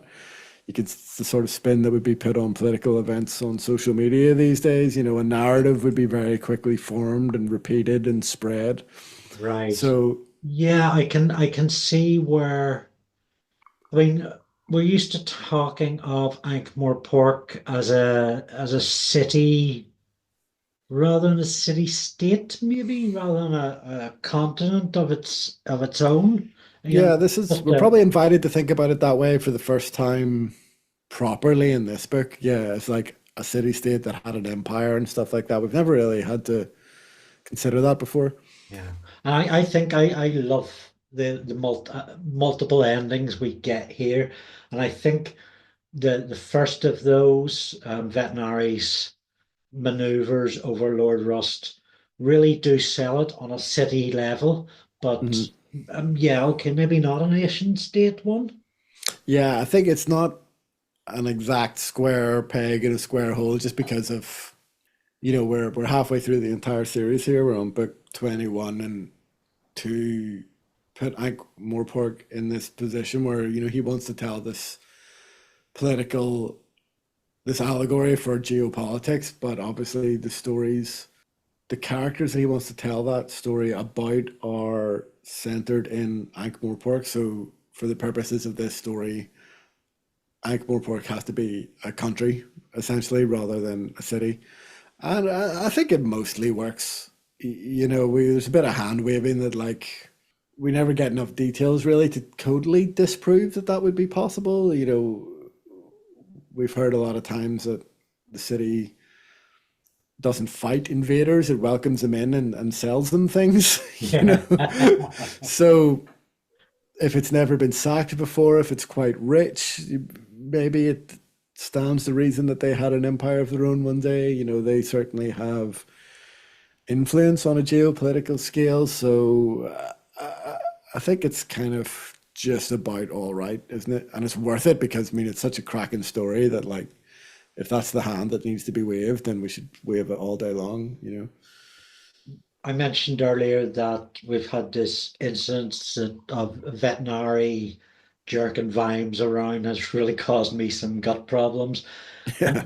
But every watch novel has had these big moments at the end where there's been something game changing, like the from Carrot's first appearance and the formation of the watch as like 100 men rather than four or Hmm. five. Um, there's there's there's been that for each watch book, and here we get the creation of Duke Vimes, and yeah, that's kind of gentle and kind of fun, and it feels natural because I know he's not going to use that title. It's going to be Sir Samuel or Sam or Vimes. Um, he Yeah, just and wants to move past it. And also, we got this really wonderful parallel with the story of Stoneface going on as well, which I love, where he has been recast as like a Jimmy Lannister figure that he killed the Mad King, and now Veterinary is opening up this actual narrative to allow people to embrace and engage with the truth, and that's a really happy ending for this piece. it is, but I think there's elements of it that are a little bit cynical and quite telling, but I think in a good way because you don't want to just have like a kind of, candy floss saccharine ending where just everything's really nice and tied up with a bow. The fact that veterinary is so easily able to change history. And in the context of this quite naughty story about geopolitics, we've got that obvious axiom of, history is written by the victors. The fact that he can just so easily change the history of the city is like, oh yeah, okay, Pick up a statue, yeah. yeah, the statue Gotta goes try up, that. change the history books, and all of a sudden, this everybody has a completely different perspective on this historical figure. I think, in the context of the story as a whole, is I think that means something. It's quite telling. Yeah. Yeah. But yeah, it's still the Stoneface business. I was thinking about this as I was reading it. Like, I mean, if you were nobody could, it would be complete sacrilege to suggest that anybody other than Terry could ever write a Discworld book. But if there was one that you could have, like a prequel or whatever, I mean, you want the Stoneface book, don't you? Like, that's the one kind of story outside of the Yeah. continuous Discworld narrative that you would like. I If you would could like go to and see that, yeah. have a standalone Discworld story, that would be the one. So yeah, so I love all the references to him here at the end. I think the thematic influences of that character on this story are really interesting. And then again, another full circle moment, with Vimes leading the procession again at the end and messing it Nice. up. Yeah. And that being almost our final moment before the Leonard coda is yeah, as you said, it just shows you that Vimes is always going to be Vimes. Doesn't matter what his title's going to be, and I think that is the point. I was just wondering, what's the Leonard Coda? Doesn't it end with yeah, it ends Oh, with the chase. oh, sorry, it must be the same. I might be getting those mixed up. There's Oh the last yeah, moment where Leonard comes home to his workshop. Is that maybe the penultimate scene then? yeah, that's uh I think just before that's before veterinary grants Vimes a Dukehood and Yes, no, of course, yeah, apologies. expanded watch budget or Yeah, trip. yeah. No, Um, sorry, I should have checked that because I know that you made a point of saying it was a particularly satisfying ending for you, so I should have actually double checked what that ending was. Leonard stared bleakly out of the skylight. A few birds turned lazily in the blue square, circling, hardly moving their wings. After a while, his tea growing cold, Leonard began to draw. Hmm. Yeah. Yeah, you get the impression we'll definitely be revisiting with Leonard. Yeah, the chase of Sydney Pickens is just a wonderfully visual kind of thing. I mean, yeah, it's got that whole reprise from the initial scene with the convivium and Prince Kuafaru, something like that. Not bad for a first timer, but the visualization of everybody giving chase to Sydney, everybody following Vimes is, well, I mean, just loads of people running is quite a visually resonant Yeah. image. But that it's Vime seems both quite sweet and on theme for this book. Yeah, for sure. And I think that, as you say, that image, I guess if you wanted to be, you look at the imagery of that, where like all of a sudden Vimes, the city has been led by Vimes in quite a literal sense. Mm. That's maybe sparking, does that imply that maybe some change is coming for Ankh-Morpork, in terms of the political direction or the moral direction of the city? I hope so. I hope so. That certainly makes one of my favorite scenes in the book, one of my favorite moments. Shall we go into those now? Mine were Nobby's moves. As I wrote in the description, of course, veterinary juggles. Of course. I remember reading that and having quite a visceral sort of roar out loud with laughter kind of moment. Vibes and Ahmed in the desert was another one that felt felt very real. Your high points? Wow. Yeah, it's really, really hard for me to pick specific high points. It's one of my favorite, as I said before, it's one of my favorite books going. It is genuinely quite difficult. Angle on the boat, I mentioned that already. That's no good, but like that just because that's tonally quite distinct from the rest. I think in terms of the main narrative, in terms of that A story, like where does it really kind of hit home for me? I think it's so hard. I think actually, you know what it is? Okay, I mean this is sappy and Terry's playing for the heartstrings here, but it totally works on me. It's all the little interjections from the disorganizer when he's finding out what would have happened if he didn't come. How And have we like, not talked about the disorganizer until now? Such a big part of the story. But yet, yeah, the parallel universes that the disorganizer seems to be spouting out. yeah, and it seems like it would be Powerful.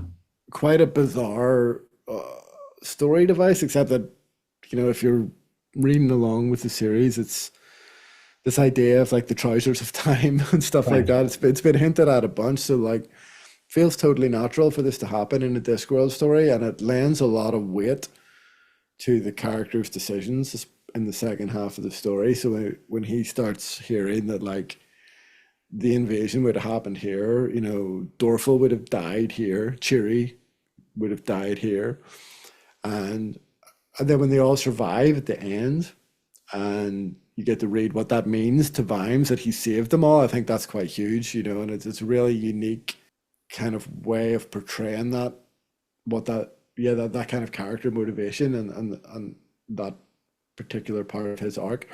So yeah, and to be honest, I think on previous readings, I don't certainly maybe on my first reading, I don't know. I maybe would have found that a bit gimmicky, but I sort of feel that like when you get a bit older and you're thinking about your own mortality a bit more and stuff, and you're thinking about decisions you made in your own life. Um, that concept is quite compelling, where like you could have this voice in your ear telling you how things might have gone differently, and it could be quite reassuring to know that you've made the right decision sometimes if you had a little, gnome in your pocket telling you that. PJ is always on at me that you can't actually choose 15 quotes. That tends to fill the podcast up. I mean, you can choose them, you just can't read them all. I restricted it to four, so I'm going to see what I can get through. I mean, the first is It's Friday night, do what you want. Friday night. It's that Angua Vimes scene I was talking about earlier. They're talking about Carrot, and it's like hypnotism, said Vimes hurriedly. People follow him to see what's going to happen next. They tell themselves that they're just going along with it for a while and could stop any time they want to, but they never want to. It's damn magic. No, have you ever really watched him? I bet he'd found out everything about Jabbar by the time he'd talked to him for 10 minutes. I bet he knows the name of every camel, and he'll remember it all. People don't take much interest in other people usually. Her fingers idly traced a pattern in the sand. So he makes you feel important. Politicians do that, Vimes began. Not the way he does it, believe me. I expect Lord Veterinary remembers facts about people. Oh, you'd better believe that. But Carrot takes an interest. He doesn't even think about it. He makes space in his head for people. he takes an interest, and so people think they're interesting. They feel better when he's around. I think there's maybe another page of that scene.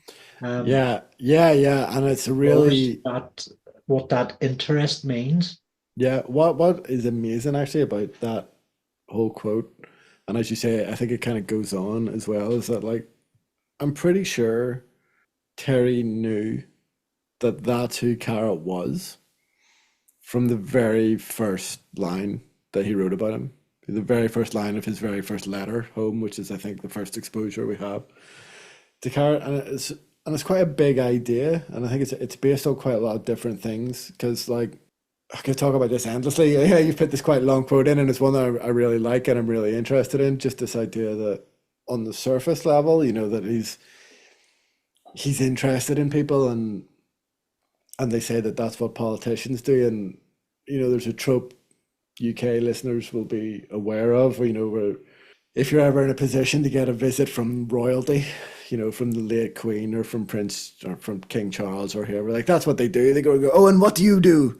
Oh, yes, very nice, very interesting. That's kind of their thing. That's what they're known for doing.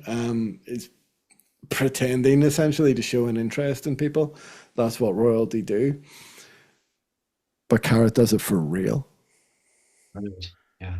And that's like, a lot of what this world is, and I think a lot of what the Watch series in particular is, it's like it's fantasy. It's a fantasy story, but it's not just a fantasy story in the fact that it's got trolls and dwarves and whatever in it.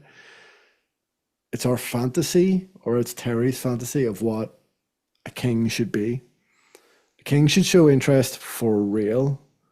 It's his fantasy of what a cop should be. Vimes is not a real, there's no real world cop like Vimes. Vimes is a fantasy of what a policeman should be. Carrot is a fantasy of what a king or what a ruler should be. And that, I think, is what takes the fantasy of this world to a slightly higher level, maybe, than some of the other kind of more traditional genre offerings. I'm gonna go on to my second one because it features a character we don't see much of in this book. I'll But try to I have a welcome. shorter thesis about your next quote. And there's plenty there for a deep dive on character at some future pod. For sure. Here we go. Are you going out, Sam? Yes, I'm just going to kick some arse, dear. Oh, good. Just be sure you wrap up well then. Love it. Yeah. I mean, it's one of those things that a discussion comes up on Reddit and stuff, and Elspeth sometimes about Sybil and how active a character she is and how active a character she should be and what kind of female representation that she kind of portrays. But how can you not love that? That like she's just on board and she knows what needs done. She's part of the aristocracy and she knows Lord Rust is a wrong and all the rest of it. And like if Sam's going out to kick arse, she knows because she loves him. She believes in him. She knows that whatever arse that he's going out to kick, she knows that it needs kicked. She believes she's behind him 100%. Right. Yeah, I love Sybil. I'm quite sort of, I don't know if it'll happen, but I'm quite having my faith that we'll see significantly more of Sybil through the books, and we'll get more on her character. I mean, she was with us when the Watch made their first impression, and she was quite a big part of Guards. So I think we'll see more of Sybil explored. Yes, of course. It's not a spoiler to say at all that she will appear in many more books. Did you have a quote you would like my I feedback on? do. I'll do quite a short one, and I will keep in my tradition of ignoring all the wonderful, well-constructed, feel-good, humorous jokes and picking a quote that speaks to the dark heart of the human condition, which in this instance is the intelligence of that creature known as a crowd is the square root of the number of people in it. It's just such a brilliant, a succinct skewering of human nature, right? I mean, and it just feels so incredibly accurate. Okay, so I've seen this line quoted about the place a few times, and I lay in bed the other night, just thinking about it and trying to deconstruct what it meant, and so working out numbers and what is the square root of this number. And that's when I realized that I couldn't remember how to calculate square roots anymore. I'm not, yeah, I think I And barely was that ever the did. point of the line? Yeah, maybe. So it's, yeah. But just, yeah, the idea of it that like a crowd gets, the more people you have in a crowd, the more exponentially more stupid it gets, I think is, yeah, obviously there's no Like scientific basis to that, but it feels 100% true. Like 100% true.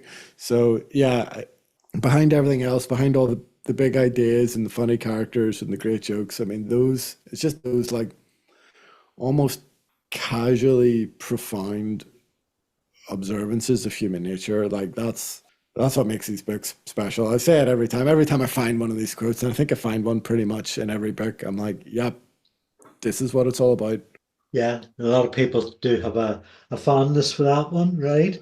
Um, Yeah, and for good reason, I think.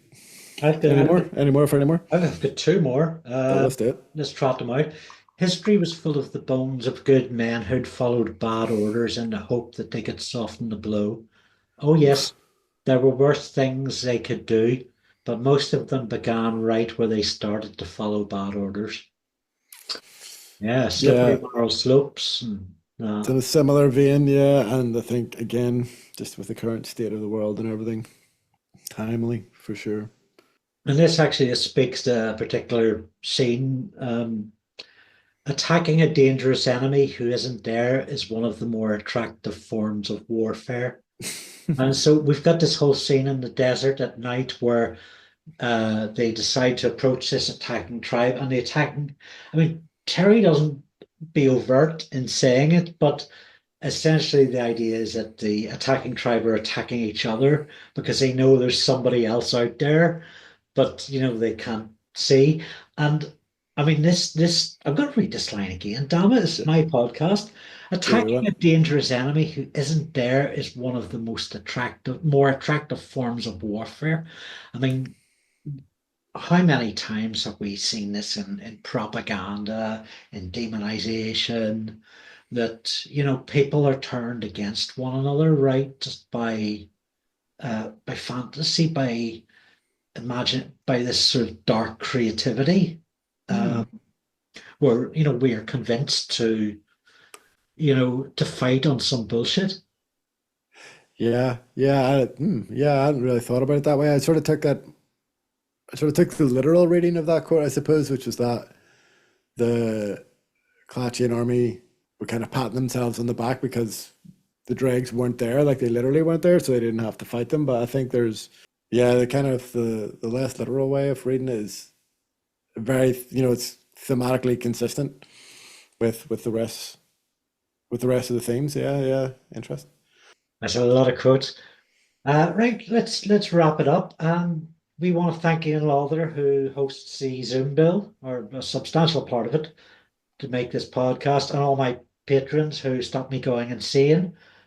Do you have anything you want to plug? Not particularly. If you haven't watched Country Roads by now, the chances are that you're not going to watch it, but it's on BBC iPlayer. If you have access to that, please do. No, at the moment, just got my head down, waiting for a few potential opportunities to present themselves, that sort of thing. Have you had a chance to dip into Coastlines After Dark? I have not yet because I haven't picked up a physical text, or sorry, a physical book that's not a textbook. I've got my initial assessment for my PhD looming, unfortunately, but I'm gonna save it for a little treat once I've got that done. PhD stands for PJ's Hardcore Drive. I thought you were gonna say hardcore drugs, which unfortunately. I wish. I wish. It depends if the next grant funding round comes. Yeah, well, let's see. Unfortunately, the grants don't quite cover those kind of things anymore. Um, That's a reminder to everyone. Coastlines After Dark, my Garth Marenghi styled anthology is through. One of the things I really like about it is that the stories are 10 pages long in script format, so you can sit down in 15 minutes and read a chapter, and it really goes down that smoothly. So there'll be a link in the description. Also a reminder about Another Time by Holly Miles.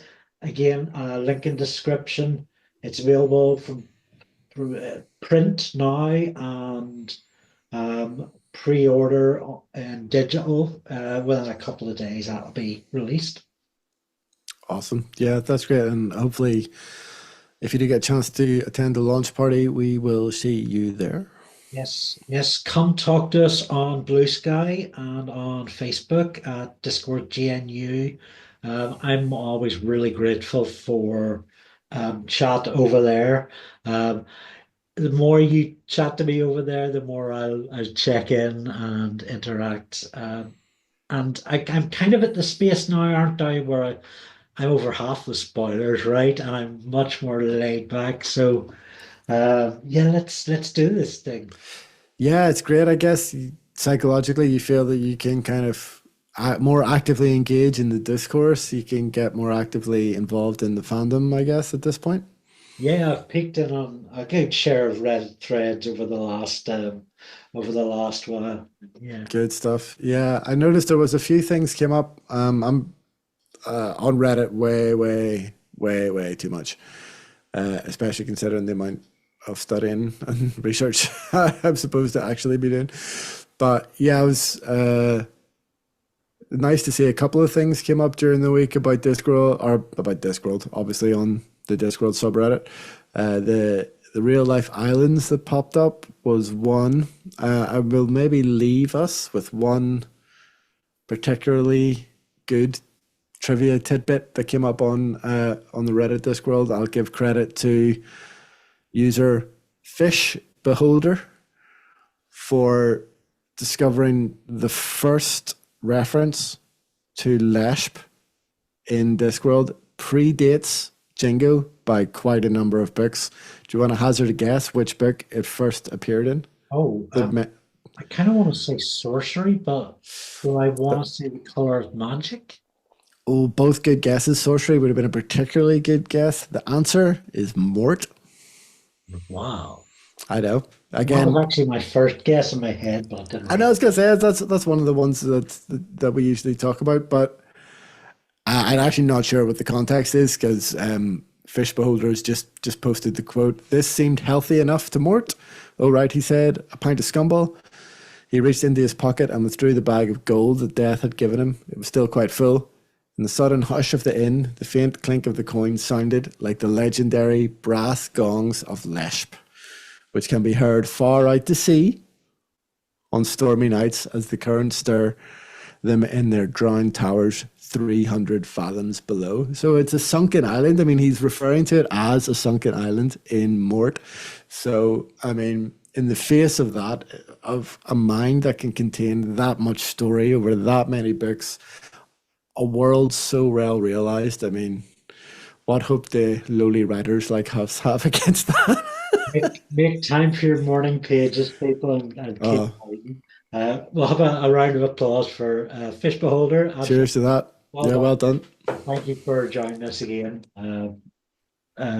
Yes, just so flattered and so glad to have you along. And I'm just sort of amazed we've been doing these sort of 90, 100 minute pods on epics. It's so great. So hopefully, yes, back for another in a month or so. Indeed. Long may it continue. So thanks for joining us. This has got to be I might be approaching the half dozen reads of this particular Discworld book, but I'll give the final word to Andy. Jingo. I've read Jingo, Bye, Jingo. but not, I haven't read it twice. So that's something to get to. Hi, Jingo. Goodbye.